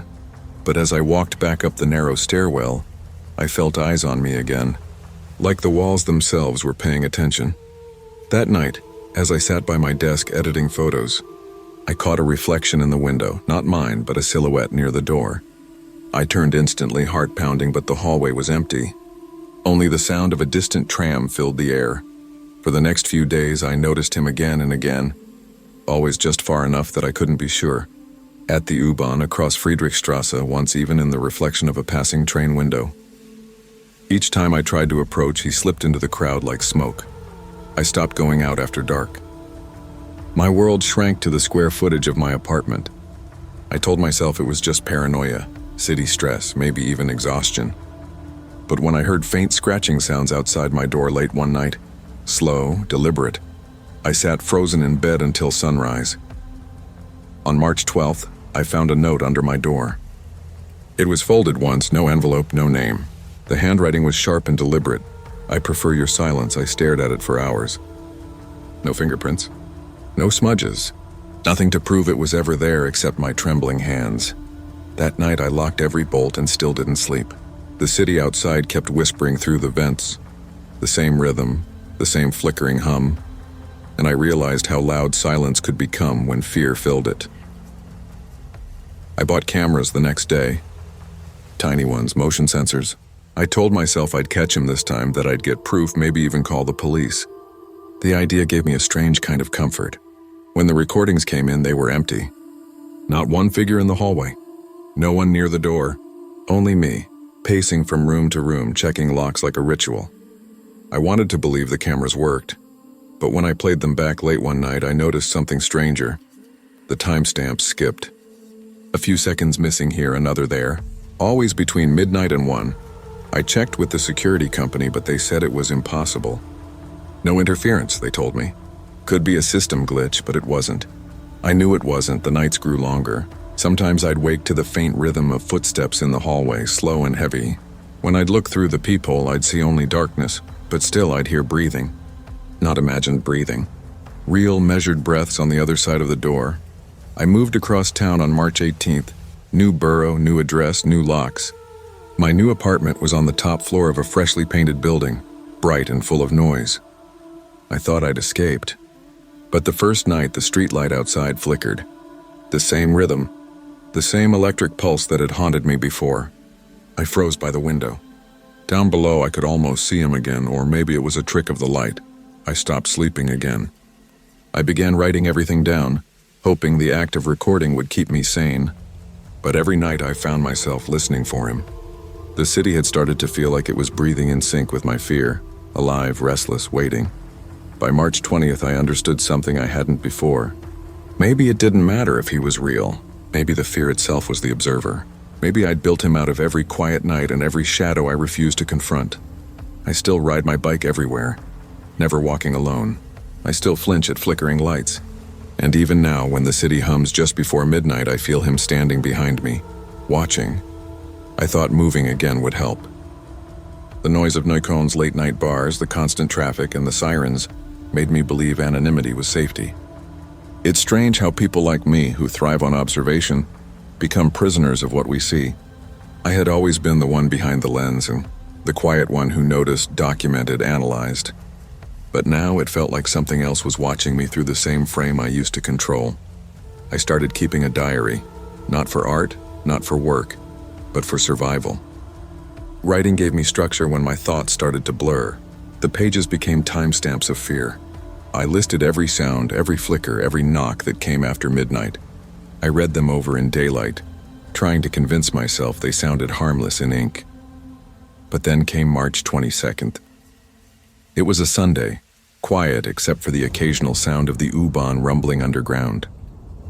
Around 1 a.m. I heard 3 knocks on my door, slow, even, patient. I didn't move. The knocks came again, followed by silence. Then a faint whisper pressed against the wood. You moved again. I didn't breathe. The hall camera showed nothing when I checked it later. just the empty corridor stretching toward the stairwell. I couldn't tell if it was more terrifying to think he was invisible or that I was losing my mind. Over the next few nights, the knocks continued, sometimes soft, sometimes louder, as if testing how far my nerves could stretch before they broke. I started leaving my lights on, my curtains drawn tight. My world had shrunk into a box of fear and flickering screens. One night, desperate for sleep, I took a walk to clear my head. The streets glistened from a light rain. The smell of cigarettes and damp concrete hung in the air. That's when I saw him again, across the street beneath a flickering lamp. Same dark coat, same stillness. This time I didn't freeze. I shouted, my voice cracking in the cold air. "Who are you? What do you want?" He didn't move. I crossed the street, my shoes slapping puddles, my pulse roaring in my ears. But the closer I got, the more I realized there was no one there, only a reflection. My own figure mirrored in a cracked shop window. The light flickered again, and I felt something twist inside me. Maybe the city wasn't watching me. Maybe I was watching myself, trapped inside my own fear. The following days blurred into one another. I stopped opening windows. I stopped answering calls. Work emails piled up, unread. I couldn't tell if it was exhaustion or paranoia that made every sound seem like a message. On March 26th, I received an envelope in my mailbox. No return address. Inside was a small photograph, a grainy shot of my apartment building taken from across the street. My window was visible in the frame, curtains drawn. A thin black line circled my window in ink like someone marking their target. That night, I couldn't stop shaking. I called the police for the first time. The officer's tone was kind but distant. "It could be a prank," he said. "Berlin's full of them. Unless there's direct threat or physical harm, there's not much we can do." I wanted to scream at him, tell him that silence itself was harm, but I didn't. Instead, I packed a bag and checked into a cheap hotel in Mitte. I didn't tell anyone where I went. For 2 nights, I felt peace for the first time in weeks. No knocks, no flickering lights. The third night, I woke up at 2 a.m. to find the hallway light outside my room blinking. The same familiar rhythm. I stared at the door for a long time before realizing the truth. There was nowhere left to run. The man wasn't chasing me through the city. He was chasing me through myself. Every shadow I fled found me again because it lived inside my head. Fear had rewritten my instincts. I was no longer an observer, I was the observed. By March 30th, I had returned home. I took down the cameras, unplugged everything, and threw the notes away. I decided to stop feeding the shadow I'd created. The fear had grown in the spaces I gave it, in the stillness, in the silence. That night, I opened my window for the first time in weeks. The city lights shimmered below, reflections swimming in glass and rain. I listened to the sounds, trams, laughter, a dog barking in the distance. Real sounds, life moving on unbothered by my obsessions. And then something unexpected happened. The light outside my window flickered once, twice, and then stayed steady. No rhythm, no pulse, no haunting reminder. Just a simple streetlight doing what it was meant to do. I smiled for the first time in months. Maybe he was never real. Maybe he was, and I had finally learned to stop letting him define me. Fear, after all, is a presence that grows when we treat it like a companion. When we starve it with truth, it fades. I still write in my diary, but not as a record of fear. As proof of survival. I go out again, ride the trains, take photographs of strangers without flinching. I even pass the U-Bahn entrance sometimes and smile at the memory of that flickering light. Because in the end, I learned something simple but profound. The observer and the observed are often the same. What we fear most is usually the reflection we refuse to face. Moral lesson: fear grows in the silence we give it. The more we avoid what terrifies us, the stronger it becomes. But when we confront our fears, truly face them, we take back the power we unknowingly surrendered. Sometimes the scariest watcher isn't a stranger in the dark, but the part of ourselves we've been too afraid to see. I never considered myself superstitious. I wasn't the type to knock on wood or avoid cracks in the sidewalk. My life had been practical, organized, even predictable, until I inherited that villa on the Italian Riviera. It came from an uncle I barely knew, a man who seemed to live in the shadow of everyone else's expectations, leaving behind a house that had the weight of stories in its walls. Driving up the narrow, sun-bleached road, I remember thinking the villa looked more like a painting than a home. white stucco glowing in the afternoon sun, the sea stretching blue behind it, and a neighboring house that had long been abandoned. I arrived late in the evening. The air smelled of salt and wildflowers, and the horizon had a gold that made the ocean look liquid fire. I unlocked the front door and stepped inside, the wood floorboards creaking under my feet like they were sighing with relief. Unpacking was a slow process. I wanted to feel every inch of the house, as if touching it might tell me who had lived here, what they had loved, and what they had lost. By the second night, I began noticing little things. The first was subtle, a shadow in the upstairs window of the empty house next door. At first I thought it might be a trick of the light. Then the next evening I saw it again. A figure so faint I almost convinced myself it was imagination. I froze, heart hammering as the wind brought a scent of decaying wood mixed with sea salt. The smell clung to me even after I closed the window. The nights that followed were worse. I would leave the lights on, yet hear taps at the door that didn't match anyone's rhythm. I noticed a handprint smeared on the balcony glass, grimy and cold, though I lived alone. One morning, a chair was slightly shifted, not enough to be alarming at first glance, but enough to unsettle me when I saw it. I called the police twice. Each time they left shaking their heads, confirming the villa next door was empty. I started documenting everything, writing notes and sketches as though leaving breadcrumbs for myself. Footsteps that stopped when I looked, reflections in mirrors that didn't align, shadows that lingered even when the sun was high. I even set up a night camera, hoping to catch evidence of some intruder. The footage revealed nothing, only the stillness of an empty house, the way the wind moved the leaves outside, the gentle sway of a curtain. Nothing human. It wasn't fear alone that troubled me.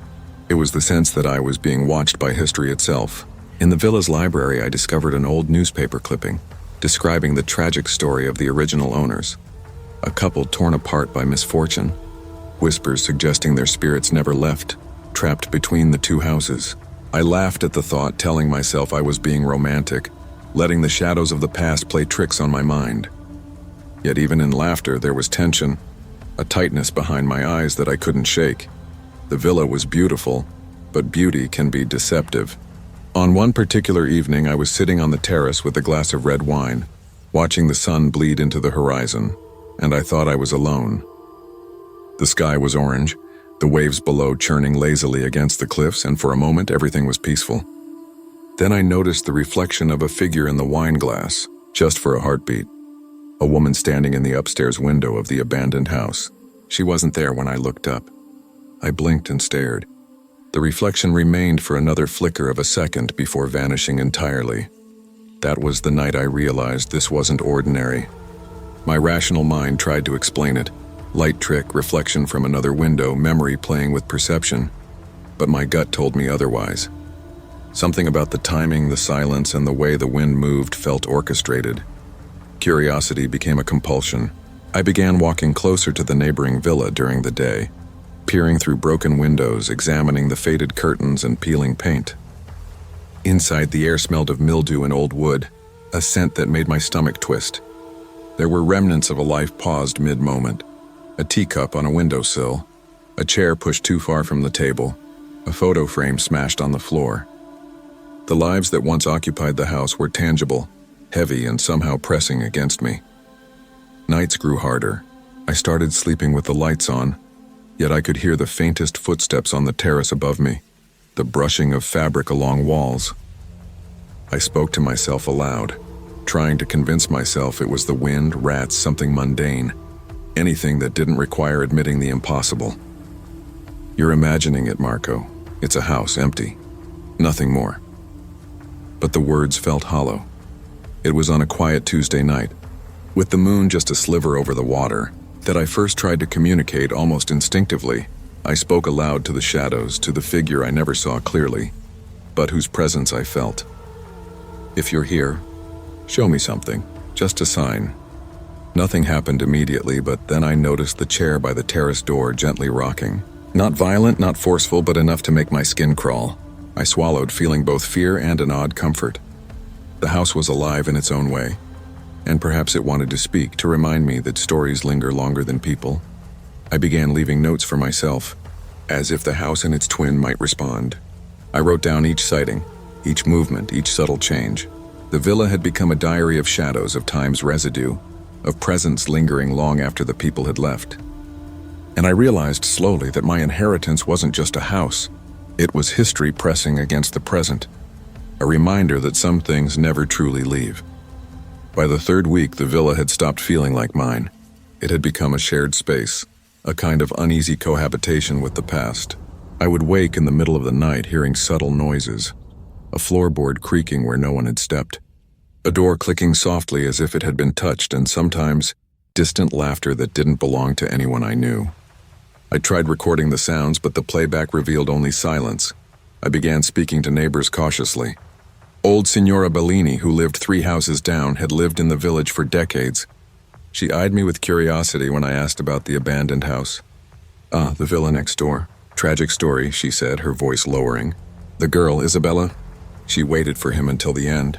Some say she never left." I nodded, forcing a laugh, though my stomach tightened. "Never left?" I asked, trying to sound casual. She shrugged, eyes flicking toward the villa as if it would give itself away. "Some things. Some presences. Linger." I tried to rationalize everything. Old wood expands. Shadows shift with the sunset. Wind carries sounds from the cliffs. Yet rationality grew harder to cling to when I noticed more. Reflections in mirrors that didn't align. Shadows that moved against the laws of physics. And the faint scent of lavender in rooms I hadn't cleaned. One night I heard footsteps on the terrace above me. Heart racing, I crept to the top floor, empty. The wind whispered through broken shutters, and the moonlight made everything look unreal. Then I started dreaming. In these dreams I wandered the villa as it once was. Furniture pristine, light streaming through curtains, and the figures of Isabella and her lover appeared, moving like memories in a paused film. I could feel the tension of their lives, the desperation of love lost, the ache of waiting. I would wake with my hands clammy, the echo of the villa's past pressing against my chest. The presence became almost comforting in a strange way. I began leaving small offerings. A glass of wine on the terrace, a candle lit in the living room. It felt silly, absurd even. But sometimes I would glance and see a shadow linger near the candlelight before vanishing. I stopped calling it fear and started calling it connection, an acknowledgement that some stories insist on being remembered. One evening, I sat on the terrace, wind playing with my hair, wine in hand, and realized that the villa had changed me. I had become more patient, more attentive, more willing to accept mystery. It was no longer just a building, it was a repository of lives, of love and loss, of presence and memory. The figure in the window, the chair that shifted, the sounds at night, they were reminders that history is never silent. The tipping point came unexpectedly. I was reading in the library when the lights flickered, a low hum filling the room. I glanced toward the window, and for a moment I could have sworn I saw someone standing outside, silhouetted against the moonlight, looking straight at me. My pulse spiked, and I realized I didn't feel fear this time. Instead, I felt acknowledgement. The villa, in all its haunted glory, was reminding me of the fragility and persistence of life. I decided to visit the abandoned house during the day. I stepped carefully through the broken doorway, the smell of decay hitting me immediately. I traced my hand along the wall, imagining the touch of someone long gone. In the main room, sunlight filtered through shattered windows, illuminating dust motes in a golden haze. I could almost hear Isabella's laughter, almost feel her waiting. For a long time, I just stood there, absorbing it. Returning to my villa, I started cleaning and restoring it, not to erase the past, but to honor it. I repaired loose shutters, polished floors, and dusted bookshelves. Every act of care felt like a conversation with the absent residents, a way to reconcile their story with my presence. Slowly, the unsettling occurrences began to lose their edge. The taps on the door became soft reminders of history rather than threats. The shadows lingered, but they were companions now rather than intruders. I began inviting friends over. I told them stories. Eventually, I sold the property. Not because I feared it, but because I understood it. The villa had given me something invaluable. The ability to witness the persistence of memory and the depth of human connection across time. I left knowing that its story would remain, echoing in the empty rooms, in the way the wind shifted the curtains, in the faint traces of footsteps that no camera could capture. Years later, I pass old villas, abandoned or lived in, and I find myself peering up at darkened windows. I smile quietly, remembering how the past can intertwine with the present, how solitude can become shared experience, and how attention and care can bridge the gap between history and life. The villa's gaze remains with me, a reminder that some stories demand to be seen and acknowledged. I learned that fear often masks opportunity to connect, to honor, to understand. The villa wasn't haunted by ghosts in the terrifying sense. It was haunted by memory, by unresolved emotion, and by the invisible persistence of lives once lived. Respecting that presence rather than fleeing it offered a kind of wisdom I hadn't expected. Moral lesson: the past is never truly gone. It lingers in places, memories, and actions. When we approach it with respect and curiosity rather than fear, we discover the depth of human experience and the power of acknowledgement. Sometimes the unseen is not to be feared, it is to be understood.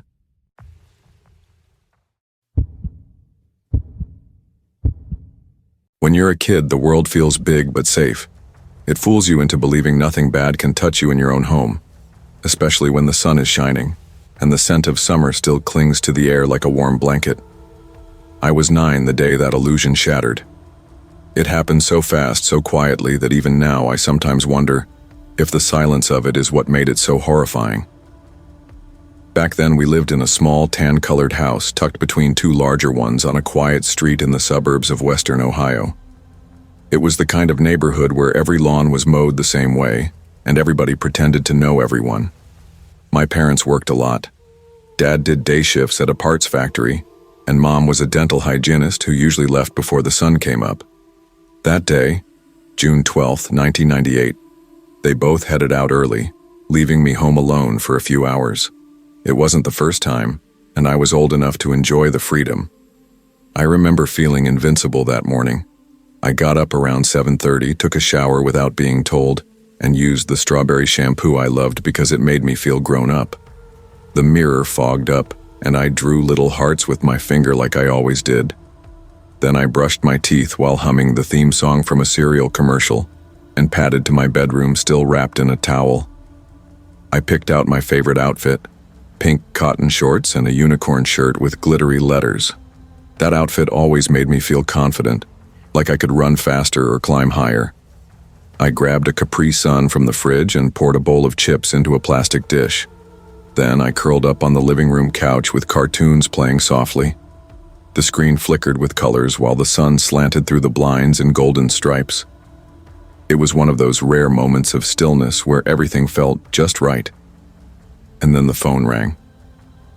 We still had a cordless landline then, beige and always charging on its cradle in the kitchen. I remember flinching when it rang. The sound was sharp, too loud compared to the mellow drone of the TV.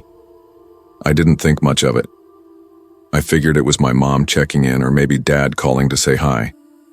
I hopped off the couch and walked barefoot across the kitchen floor. It rang again. I picked it up and pressed talk. Hello? The voice on the other end was calm, warm even, like someone I should know but couldn't quite place. Hey there, sweetheart, he said, using my name like it was something he'd said 100 times. How's your morning? I paused, unsure. But the way he spoke felt safe somehow, like the dad of a friend or someone from church. It's okay. I just had breakfast, I said. He chuckled. That's nice. Still wearing your favorite shirt? I blinked. Yeah. Pink shorts too? My stomach dropped. It was such a specific thing to say and I hadn't mentioned it. Uh-huh, I replied, confused. His voice darkened just a little. You look real pretty in pink. I didn't know what to say. Something felt wrong now. The kind of wrong that tightens your chest and makes your skin buzz. What? I whispered. He laughed, low and cracked, like something splintering inside him. Then he started saying things. Awful things. Words I didn't understand fully but knew were bad. Wrong. Disgusting. I froze. My fingers clenched the phone so tight my knuckles went white. My legs felt rubbery. You like being home alone, huh? Makes it easy, he said. Nobody around to stop me from coming in. Stop it, I whispered, my voice cracking. Don't worry, sweetie. I won't hurt you. Not unless you scream. I slammed the button and hung up. For a few seconds, I stood there staring at the phone like it might ring again, like it had become something alive. Then it did ring. Once. Twice. Again.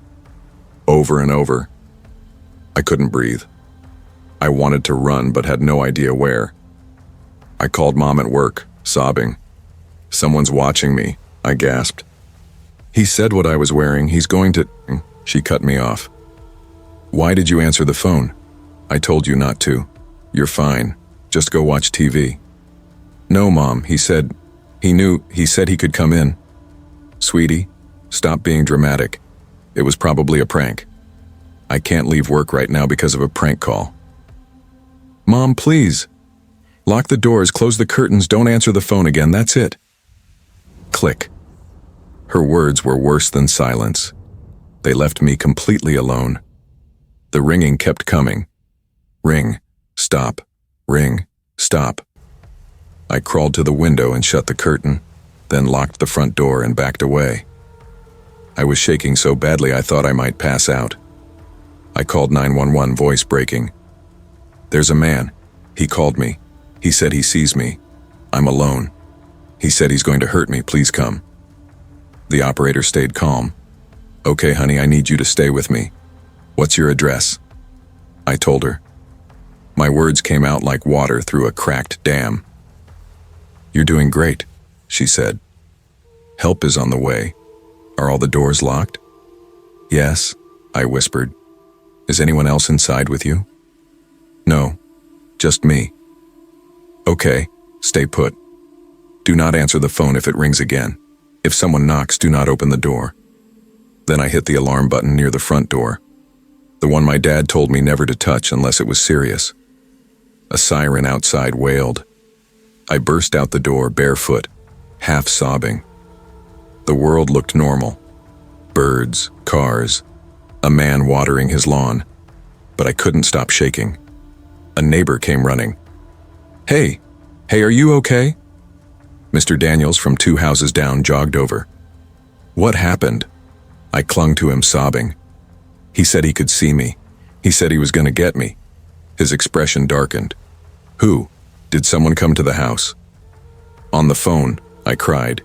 He knew what I was wearing. He said he could come in. Then the police. A young officer with kind eyes crouched down and asked what happened. Sweetheart, can you tell me your name? Yes, I whispered. Can you tell me what the man said? I just said over and over. He knew what I was wearing. He said he'd kill me. Then my mom pulled into the driveway. Her face calm, almost irritated. She smiled at the officer. I'm so sorry about this. She must have gotten scared being home alone. It's not usually an issue. Ma'am, the officer said, serious now. Your daughter was very frightened. If someone called and said those things, it might not be a prank. We should file a report just to be safe. Officer, with all due respect, she replied, lowering her voice. She's always had a vivid imagination. One time, she swore a tree branch was trying to get in the window. I appreciate your concern, but I think this was just a scare. The officer hesitated, then nodded. That was it. I wasn't fine. I didn't sleep properly for years. I hated phones, even cordless ones, even ones that didn't ring. I felt watched constantly. And my mother, she decided it was the neighbor boy, a shy kid who wouldn't hurt a fly. Said, maybe he got our number and thought it would be funny. I knew it wasn't him. But no one asked me. Not really. Years later, during Christmas at my sister's house, I stepped into the hall and heard my mother in the living room. Remember that time she called the cops because someone said she looked cute in pink? She said, laughing. Mom, my sister said. That wasn't funny. She was terrified. Oh, please, Mom scoffed. She was always a little dramatic. My sister found me frozen in the hallway and gently closed the door. She just told everyone about the time you thought someone was going to kill you, she whispered. Like it's funny. I still don't know who that man was. I don't know how he knew. Maybe he saw me through a crack in the blinds. Maybe he lived nearby. Maybe he was just passing through. But what if he wasn't? What if he never stopped watching? If you were 9 years old and someone said they could see you, really see you, would anyone believe you?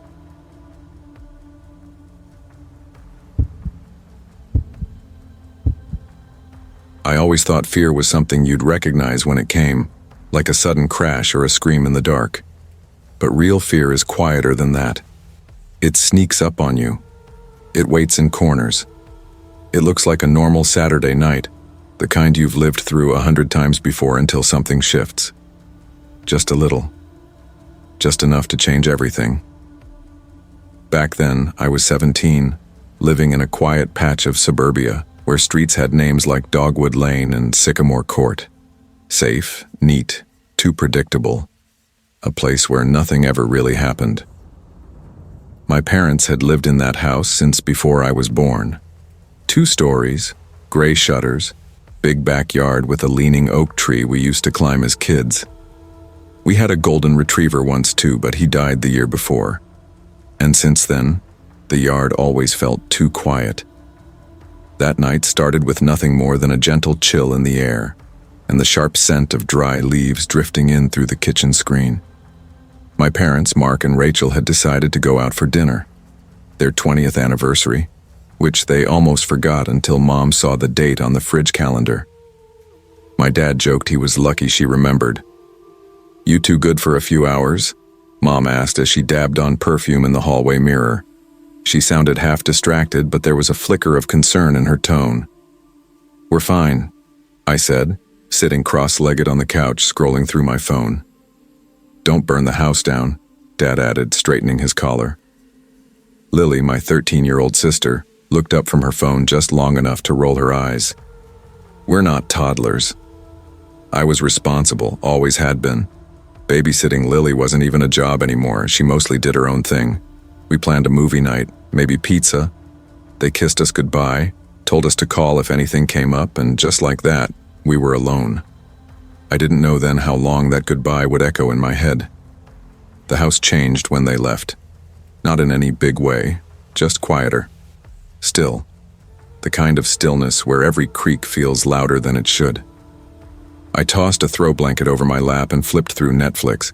Lily curled up at the other end of the couch with a bowl of popcorn so full it spilled over the sides. "Horror or comedy?" I asked. "Horror," she said instantly, grinning like she'd been waiting all day for this. "You always want to watch creepy stuff when they're gone." "That's the whole point," she said. "It's fun when it's just us. Besides, you're too old to be scared." "I'm not scared," I muttered, queuing up The Conjuring anyway. We settled in. For a while, everything felt normal, warm, comfortable even. I let myself get pulled into the movie, flickering lights, distant voices, a haunted house more dramatic than ours would ever be. The popcorn was buttery. The couch was soft. The night felt just like the last 100 before it, until it didn't. We heard the sound around 40 minutes in, a metallic scrape, faint at first, like keys brushing against a doorknob.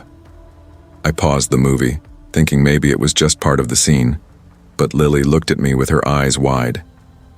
"Did you hear that?" "I think it's the movie." Another pause. Then it came again. A sharper rattle this time. Metal against metal, like someone trying the front door. I stood up slowly.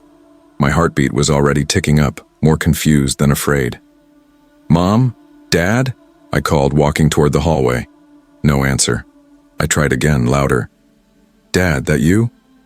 The silence that followed was thick, real. Lily stood up too, suddenly still. Why wouldn't he say something? I didn't know. My gut twisted as I stepped closer to the door. It was shut, still locked, but the knob jiggled gently, as if someone on the other side was testing it, turning it slowly, patiently.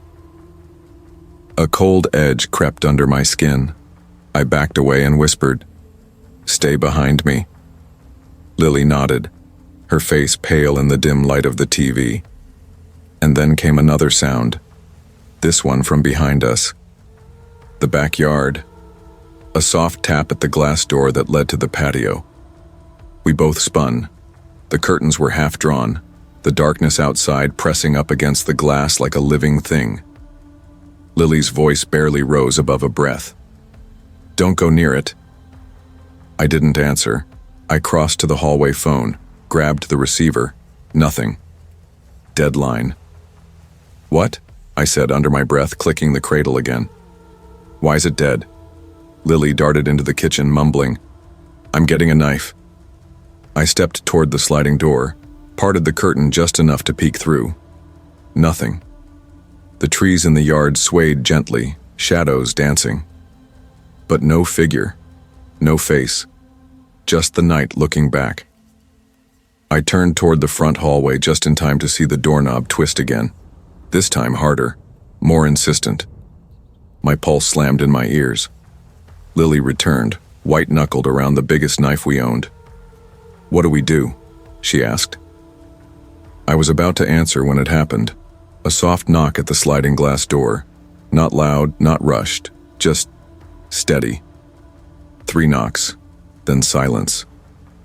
We ran upstairs. It wasn't even a decision, it was instinct. Our bare feet pounded the stairs and every shadow in the house seemed to twist and reach as we passed. Halfway up, we heard it, the click of the front door unlocking. We froze. That sound, too familiar, too deliberate, made my throat close. "Oh my God," Lily whispered. "Keep moving," I hissed, shoving her forward. We ducked into my bedroom and locked the door. I pushed my dresser in front of it, hands trembling. Lily called 911. Nothing. No bars. She stared at her screen. No service, no bars, nothing. I wanted to scream. Downstairs, the floor creaked. The kind of creak that only came from weight. Footsteps. Slow. Steady. Measured. Lily and I backed into the closet, cramming ourselves into the shadows. I pulled the door nearly shut, leaving the smallest sliver to see through. We didn't speak. We barely breathed. The steps reached the second floor, and then came the voice. Calm. Quiet. Almost friendly. "I know you're up here." My heart stopped. Lily choked back a sob. My grip on the knife tightened. "I'm not here to hurt you," the voice said. "I just want to talk." Another step, closer. The door rattled, locked. Then came a laugh. Soft. Amused. "Smart girls."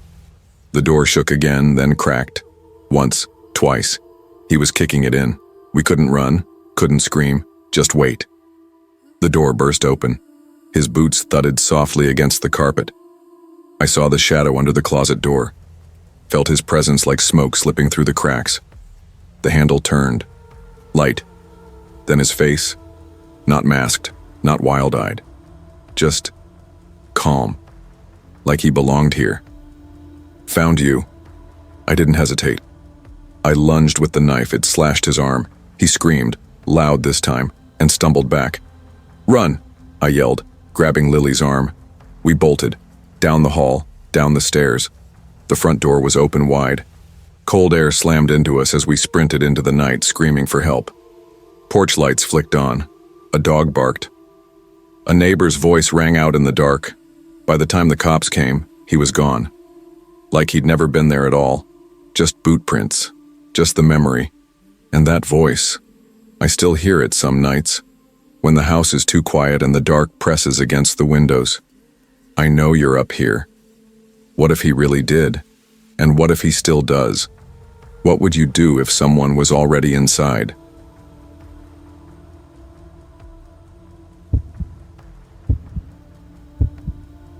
My dad had a voice like a slammed door. He didn't hit, not really, but he made you feel like it might happen if you just said the wrong thing at the wrong time. My mom coped by cleaning. That was her drug of choice. Bleach and pine sol and endless furious scrubbing. And then there was my little brother Lucas, whose only volume setting was loud. He wasn't trying to be annoying, just a kid, a happy, chaotic kid. But even joy can grate when you're trying to disappear.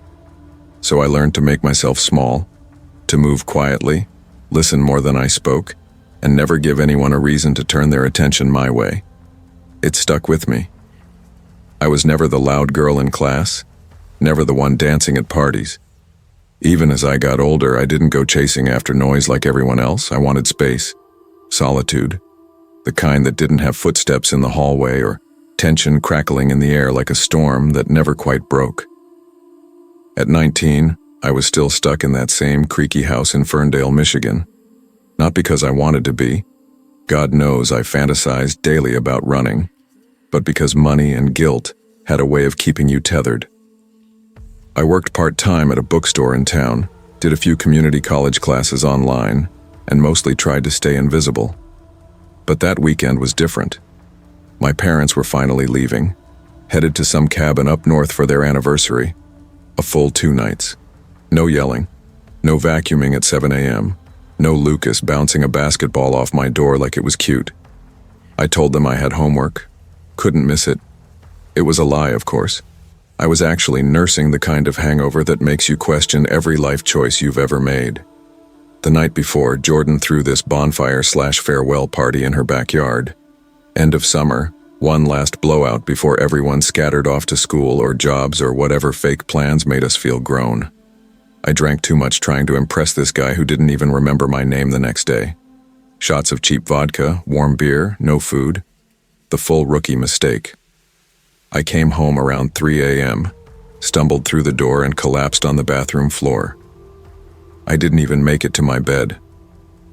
So when my mom knocked that morning and found me curled on the tile, I just grunted something about school deadlines and rolled over. She gave me that long-suffering look like she knew I was full of it, but didn't have the energy to argue. By 11 us, they were gone. Lucas shouted something dumb from the car. Dad barked his usual, "Lock the doors. No parties." I waved and shut the door, locked it with a satisfying click, and sank onto the couch with a bottle of ginger ale and one goal: move as little as humanly possible.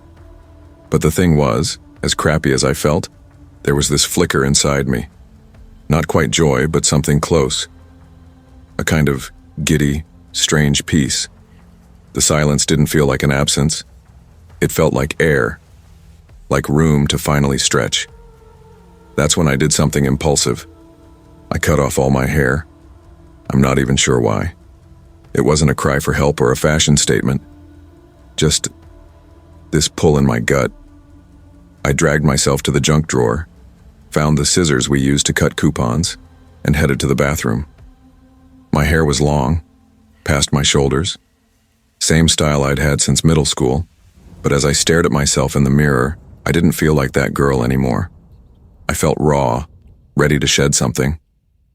So I started cutting. The strands hit the floor in limp clumps, uneven, jagged. It was a hack job, but I didn't care.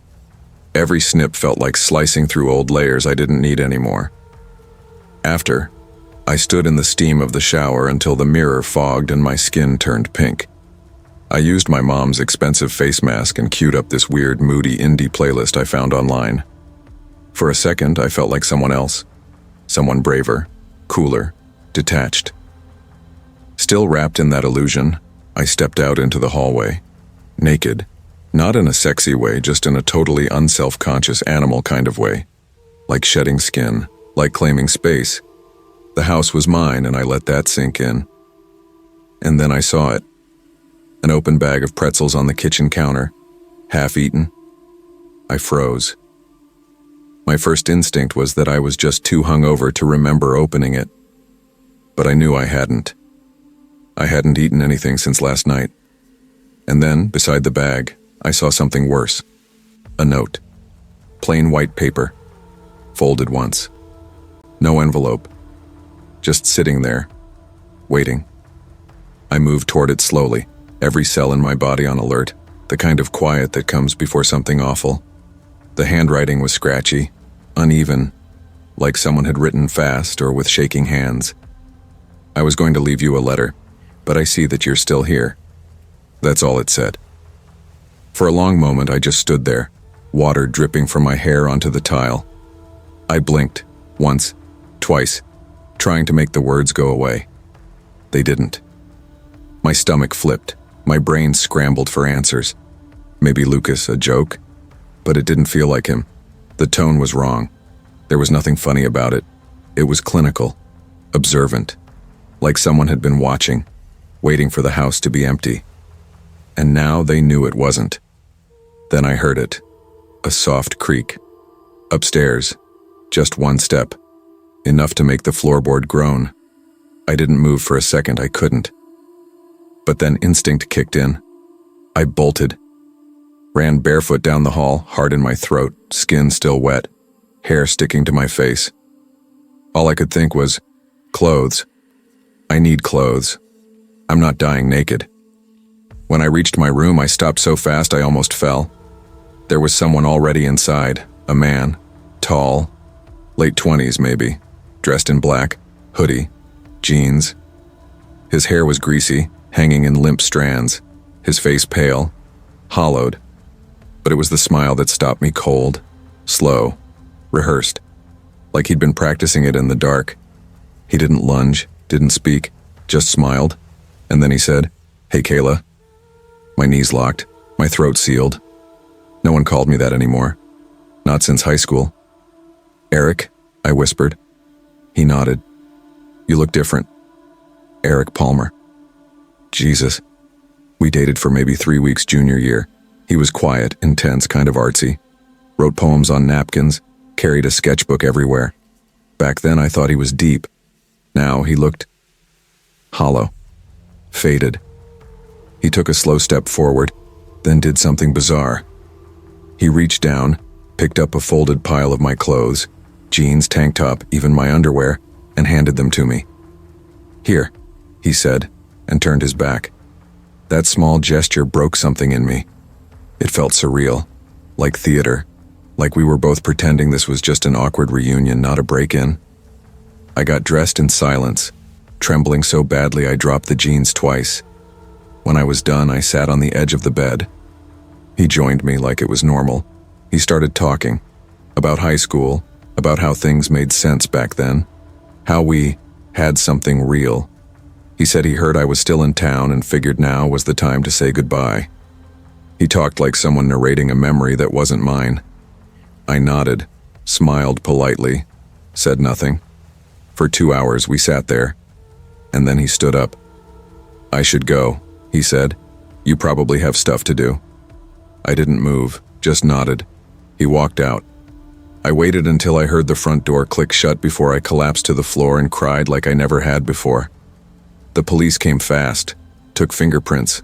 They found him a week later, living under a fake name. Institutionalized, paranoid schizophrenia. No history of violence, they said. But that didn't matter, because he'd been in my house, watching, waiting, and I'll never stop wondering. How long was he there before I saw him? And more importantly, what if I hadn't been? What scares you more? The stranger outside, or the one already inside who thinks they know you?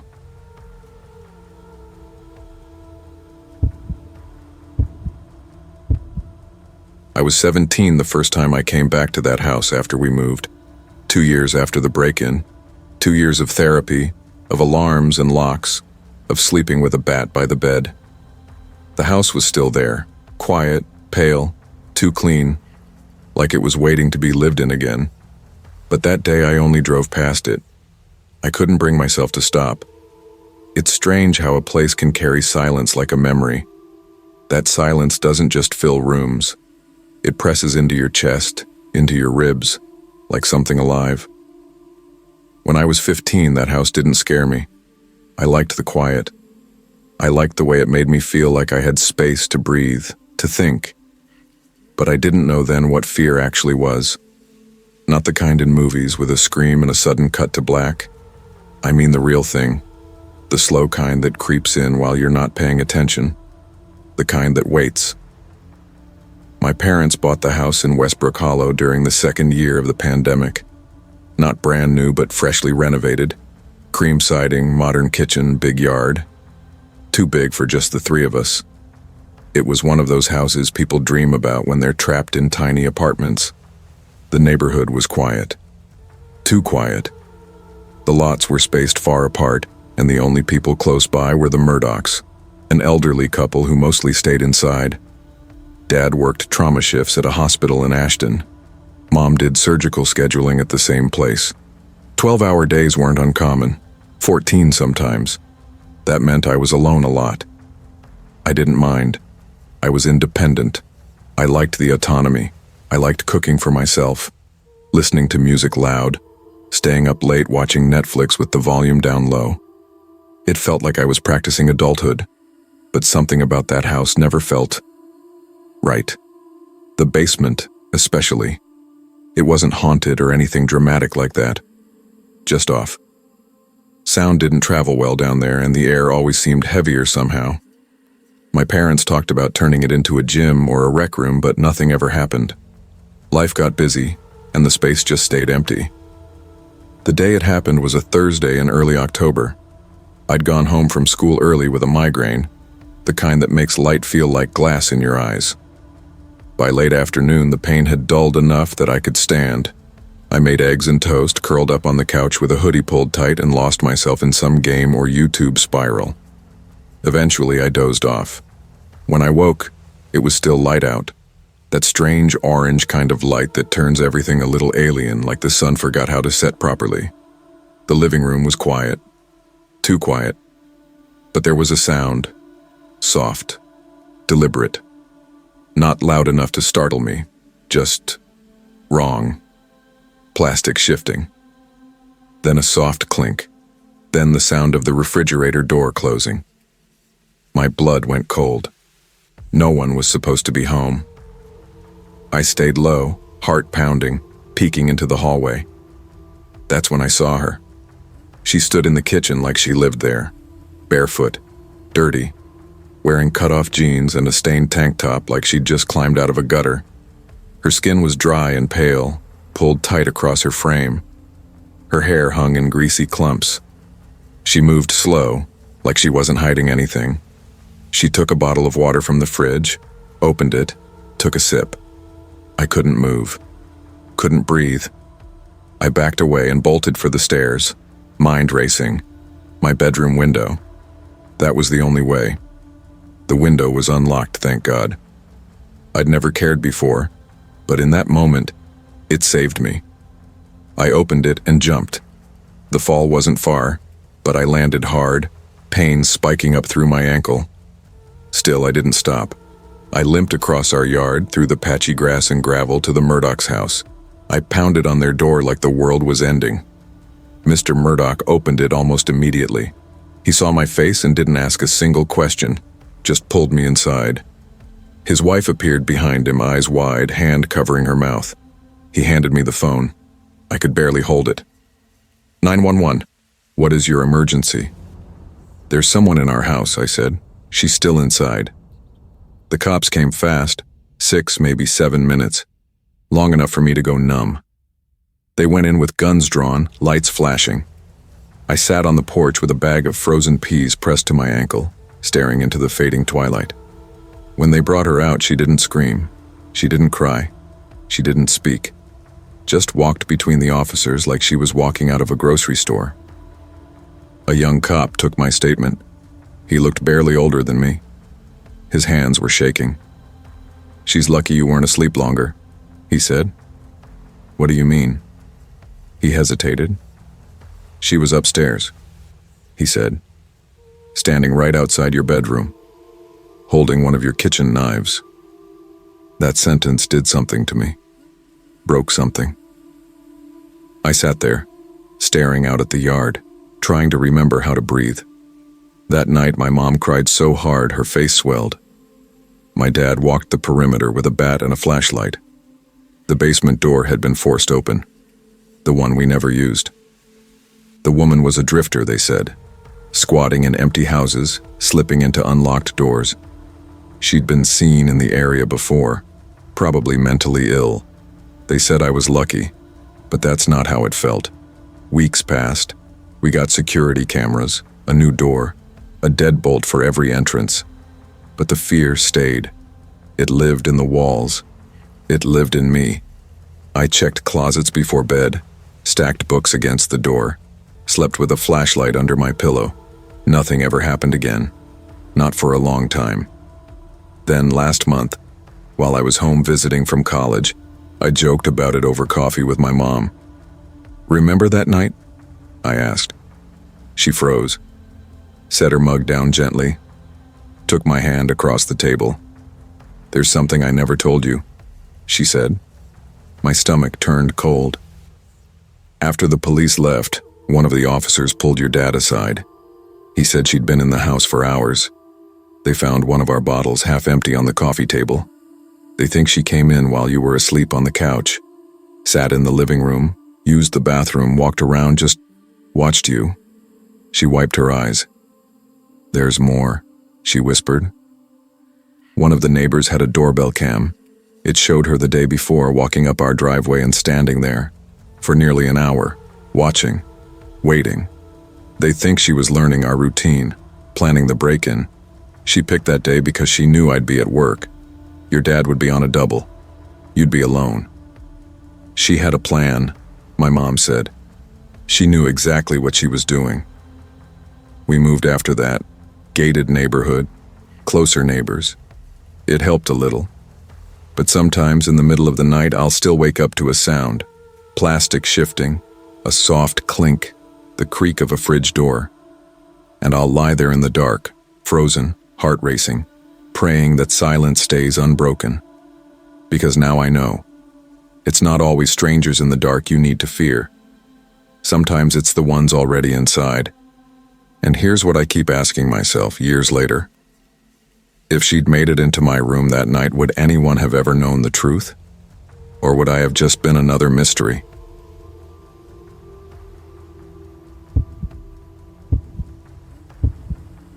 I'll begin now with the fully rewritten story. If at any point you want to make changes, additions, or shift the tone, just say the word. I was 10 years old the summer we left everything we knew behind and moved to Larkspur Creek, a nowhere town off a back highway where the air always smelled faintly of dry pine and sun-baked asphalt. It wasn't one of those big life changes that gets talked about for years. We moved because we had to. My dad got a better job loading freight at a warehouse an hour out, and it came with just enough extra money to get us into a house with more space. We weren't better off. We were just trying. We'd lived in a cramped rental on the outskirts of the city before, where the walls were so thin you could hear your neighbor sneeze, and every night was a symphony of dogs barking and sirens in the distance. Larkspur was the opposite, quiet to the point of discomfort. Too many trees, too few people. At night, the silence felt thick, like something pressing against your ears. We moved into a house on Sycamore Lane, corner lot, peeling cream siding, and a narrow porch that leaned so hard to the left it looked like it might give out. It had that leftover smell you only notice in old places: mildew, mothballs, and maybe a little regret. But it had a yard, and stairs, and bedrooms with doors. For us, that was enough. There were 5 of us: my mom, my dad, my sisters Natalie and Amber, and me. Natalie was 16 and angry in a way only teenage girls can be. She wore eyeliner too dark and made everything feel like a personal insult. Amber, 14, lived inside her headphones. If her phone died, it was like watching someone lose oxygen. Me? I was the youngest. Quiet, careful, drawn to dinosaurs and PlayStation and books with monsters I didn't have to fight myself. The first few days in the new place were spent wading through boxes, figuring out what went where. I remember the heat most of all. That sticky, breathless kind that clings to your skin. Mom looked exhausted before noon every day. Dad tried to stay upbeat, even as he wrestled mismatched furniture and grunted his way through IKEA instructions. That first night, we sat on the living room floor eating delivery pizza off paper plates while the sun dipped behind the trees. The house echoed when we talked.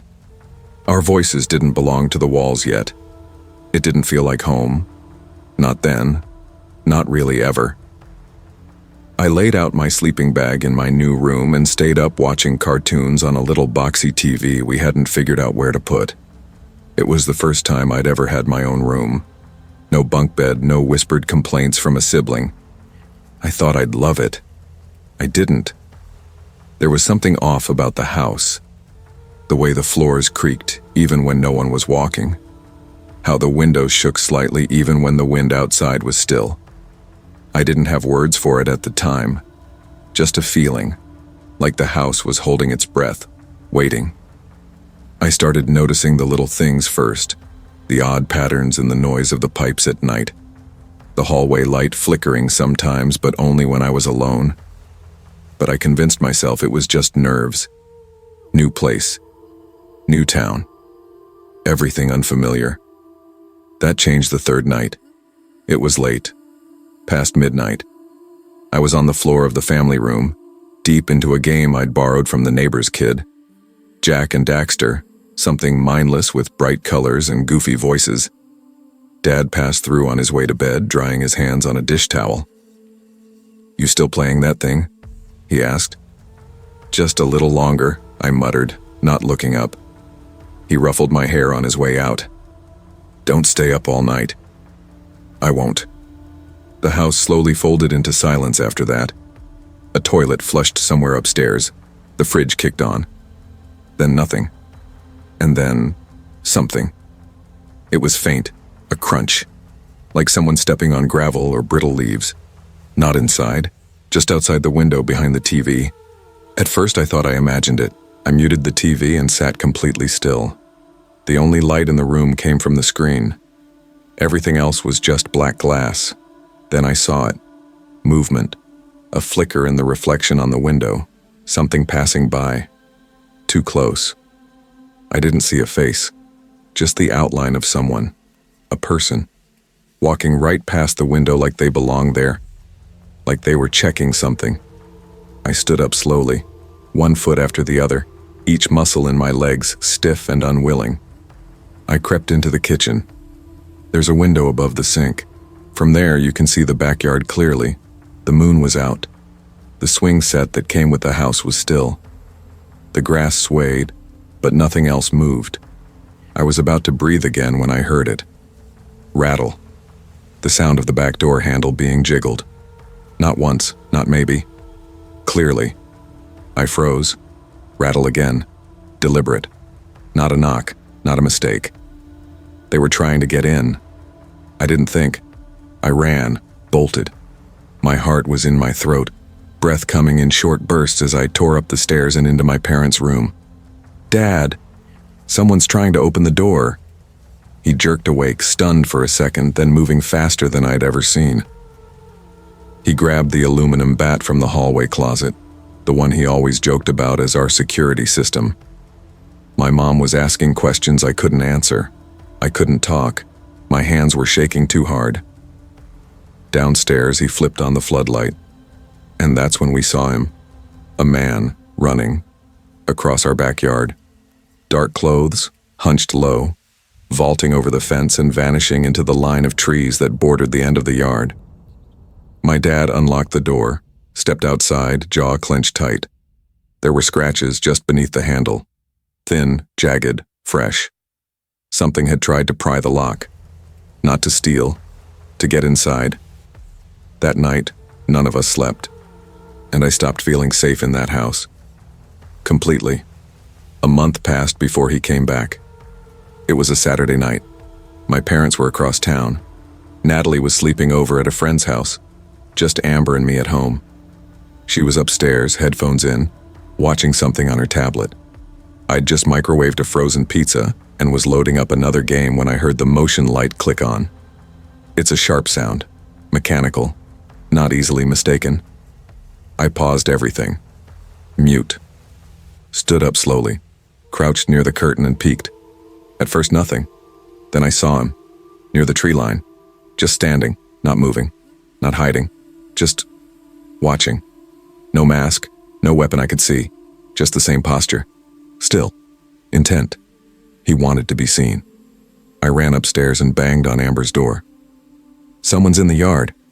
She yanked off her headphones, confused, until she saw my face. Then she was moving fast. By the time we got back downstairs, he was gone. Like before, the police came, more flashlights, more notes. but the ending was always the same. Nothing stolen, nothing broken, just watched, just wanted in.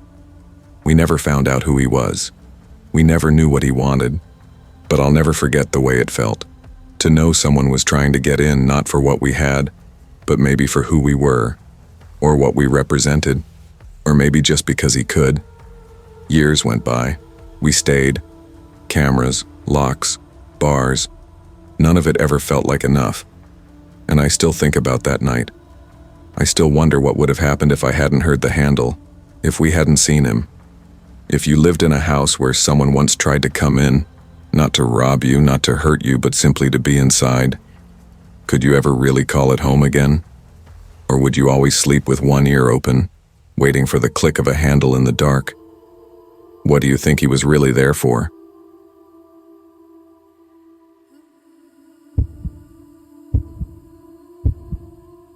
You don't realize how thin the wall is between ordinary and terrifying until you're on the wrong side of it. I was 21 when I moved into my first apartment, thinking I'd finally stepped into the adult world. Independence tasted sweet. I didn't have much, just a hand-me-down couch, a chipped microwave, and the kind of mattress you only buy because it's on sale. But I was proud. My place was a small ground-floor one-bedroom in a quiet cul-de-sac neighborhood called Brookhaven Terrace. Rent was cheap. The grass got cut every other Tuesday, and the streets were calm enough that the loudest thing at night was the wind in the trees. My parents weren't thrilled that I picked a unit with a window so close to the ground, but I waved off their concerns. I'd lived a pretty uneventful life up to that point. No close calls, no brushes with danger. I figured bad things happened to other people. People who lived in worse neighborhoods, people who didn't pay attention. I was cautious but not paranoid. I kept my doors locked, sometimes checked behind the shower curtain, but that was about it. I worked evenings at a coffee shop just off the main road, 3 p.m. to 11 p.m. every night except Tuesdays. It was an easy rhythm. Come home, shower, snack, unwind. I had no roommates, no pets, and no responsibilities outside of showing up to work and paying my bills on time. Most nights I fell asleep watching YouTube videos, the soft blue glow of my laptop lulling me to sleep. I had a routine, and routines make you feel safe, until they don't. This night started like any other. It was late spring, warm in that sticky way that clings to your skin after sundown. My apartment didn't have AC, so I left the bedroom window cracked open like always. The screen was flimsy, but it snapped in place, and the fence outside blocked the view from the street. I felt fine. I even remember lying there thinking how peaceful it was, how lucky I felt. That was the last night I ever felt that way. The smell hit me first. Not a noise. Not a movement. A smell. Sharp and bitter, the scent of cigarette smoke crept into my room like a slow, crawling hand. At first, I thought maybe it was drifting in from upstairs. My neighbor sometimes smoked on his balcony, but this was different. It was strong, fresh, too close. It didn't smell like a distant whiff. It smelled like someone was right there. My eyes opened. Everything in me wanted to believe I was imagining it. Maybe it was a leftover scent from earlier. Maybe someone walked past. Then I heard it. A soft scrape, like fingernails or something, rough brushing wood. And then a breath. Not mine. Just an exhale. Controlled. Intentional. My heart stopped. I turned to the lamp on my nightstand, trying to keep my hand steady. My fingers brushed past the switch and landed on something warm. Flesh. A shoulder. I jerked back so hard I almost fell out of bed. There was a man. A stranger. Sitting on the edge of my bed, half in shadow, shirtless and smoking like he owned the place. His eyes were wide, not in panic, but in stillness. They didn't blink, didn't shift. His lips curled slightly like he found the situation amusing. He took another drag, and the orange glow lit up the dark hollows under his eyes. He looked like someone who hadn't slept in weeks. I remember whispering, "Who the hell are you?" But my voice barely came out. "Get out." He tilted his head, smiled like I'd asked him if he wanted coffee. "Didn't mean to wake you." Those words scared me more than if he'd screamed. He said them casually, like he was apologizing for knocking something off the counter. I screamed then. I shoved him as hard as I could. My voice finally came back full force, loud, angry, desperate. "Get out. Get the hell out." He stumbled backward, startled but not scared, and before I could get up, he darted toward the window. In one smooth movement, he pulled the screen off and disappeared into the night like he'd done it 100 times before. I slammed the window shut, heart beating so fast I could barely hold the lock. I dragged my heavy bookcase across the floor, wedged it against the frame, and just stood there staring, waiting, listening. When I finally got the courage to look outside, the screen was sitting neatly on the grass, intact, not bent, not broken. He'd taken it off like it was nothing. That's what kept replaying in my head. He didn't fumble. He didn't panic. He knew exactly how to get in and out without a sound, like he'd practiced. I called the police. They came, took a report, said there'd been a few reports of prowlers in the area but nothing specific. The officer asked if I had any enemies or angry exes. I didn't. My landlord shrugged when I told him, "Just keep your windows shut," he said. "It's not a great idea to leave them open anyway." I started sleeping with a bat beside my bed after that, put a chair under the doorknob, stopped using the bedroom window altogether, but none of it really helped. I couldn't shake the feeling that he wasn't gone, that maybe he was still watching, waiting. 2 weeks later, I found out I was right. It was a Saturday morning, a little after 10. I was off work and still in my pajamas, gaming in the living room on my desktop. That old habit from home stuck with me, never put electronics in the bedroom. I was deep in a match, headphones on, completely absorbed, when something made me pause. A faint click. At first, I thought it came from the game, but then I heard the front door creak. Slowly, deliberately. I spun around in my chair. The door was open, wide open. I called out, "Mom? Dad?" thinking maybe they'd surprise me with a visit. No response. I checked my phone, texts from both confirming they were still out of town. Every nerve in my body fired at once. I grabbed the closest object I could find, a metal tumbler, and crept toward the door. I peeked outside. No one, no cars, just still air and empty sidewalks. I shut the door, locked it, deadbolted it, then just stood there. Then came the sound that made my stomach turn. A zipper. Faint, from down the hall. My bedroom. I should have run. Should have bolted outside. But I didn't. I moved, slow and shaky, toward my room, the hallway stretching out like a tunnel. The door was cracked. I pushed it open gently. Everything looked normal, except the garment rack I'd been using since my closet had started molding. It was turned just slightly, off angle, another zip. I walked closer, holding my breath. Reached for the fabric cover with a trembling hand. I tugged it open just an inch and saw his face. He was crouched inside, holding a knife. His eyes locked on mine, and he whispered, "Hey." I ran. No scream, no hesitation, just raw instinct. I slammed the door, sprinted to the living room, grabbed the house phone, and flew outside. My hands were shaking so bad I dropped my keys twice trying to lock the door behind me. I dialed 911 from the driveway, crying, barely able to form words. The police came fast, guns drawn. They went inside while I stood frozen in the street, still barefoot. I'll never forget the sight of them walking him out. Same man, same blank stare, this time in handcuffs. One of the officers told me they found him checking every room, like he was looking for me. And it wasn't the first time he'd done something like this. I don't know what he wanted. I don't know how many times he watched me before getting in. What I do know is that I moved the hell out the next week. I don't live on the ground floor anymore. I don't leave windows open. I don't sleep without locking every door and double-checking every closet. I used to think monsters weren't real. That fear was a thing you grew out of. But now I know better. So here's the question I want to leave you with. If someone was quietly living in your space, hiding in plain sight, would you even know? Because I almost didn't.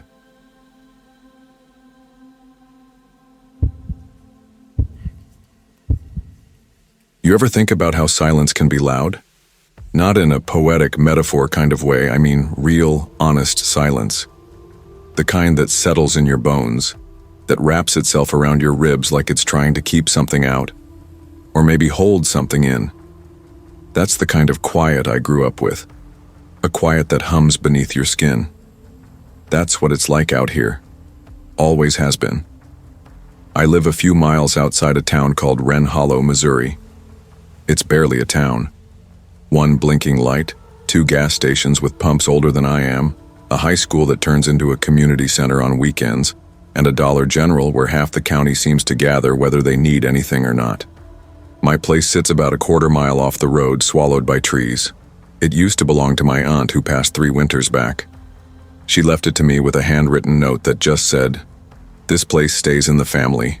Take care of it." I didn't have anywhere else to go, so I did. The house is simple. Ranch style. 2 bedrooms. 1.5 baths. The living room has these big old windows that face the woods. Nice during the day, eerie at night. My aunt never upgraded a thing. Still had a rotary phone in the kitchen and a radio with tinfoil wrapped around the antenna. Her pantry was a doomsday prepper's dream. Canned beans from the Clinton administration and enough bottled water to fill a pool. I thought it was weird when I moved in, but now I kind of get it. Out here, you don't wait on help. You are the help. That night, I wasn't expecting anything more exciting than indigestion. I'd spent the better part of the afternoon clearing up the yard, mostly dragging off branches from the last storm. Took a long shower, threw on sweats, and slid a frozen pizza in the oven. By 10, I was burrito wrapped in a fleece blanket, watching a murder doc on low volume. My phone was somewhere on the coffee table, forgotten. No one was texting. It was my night off, and I planned to rot in peace. I remember looking at the clock around 1:15 a.m. I wasn't sleepy. Never am on my nights off. Maybe it's the residual rhythm from working swing shifts. Maybe it's just how I'm wired. The house was quiet except for the occasional crack of the wood stove and the muted flicker of the TV. I was just settling into that numb, blank-minded state when I heard it. A noise, sharp, close. Not loud enough to be glass-breaking, but wrong enough to snap me alert. I muted the TV and sat up. Another sound, 3 heavy thuds. Not knocks, not someone being polite. It sounded like someone slamming their whole weight against the front door. My stomach sank. For a moment I didn't move. I didn't even breathe. Then I stood up slowly, the blanket dragging behind me like a cape. There's a small warped glass window in the center of the door. Makes anyone outside look melted. I took a step forward, squinting. Someone was there. Not Cole. That was my first thought. Cole's my ex. We've been breaking up and making up since 2022. He's shown up before, drunk, loud, sometimes crying. But this wasn't him. This man was older, grayer. He had a wild beard, uncombed hair, and eyes that seemed too wide and too wet. He was swaying on his feet, mumbling something under his breath. His fists were clenched. He wasn't knocking. He was demanding. "Let me in," he shouted suddenly, his voice booming against the glass like a whip crack. I stepped back. My body finally caught up to what my mind had already decided. This wasn't someone I knew, and he wasn't okay. No cell service. That fact punched me square in the chest. Out here, once you leave town, the bars disappear. Wi-Fi? Forget it. I didn't even bother checking my phone. I already knew it would be useless. My aunt's cordless landline was my only shot. I darted into my bedroom where the base sat on my nightstand, but when I hit the green button, nothing. Dead. Just a blank screen and the sharp kind of silence that makes you want to scream.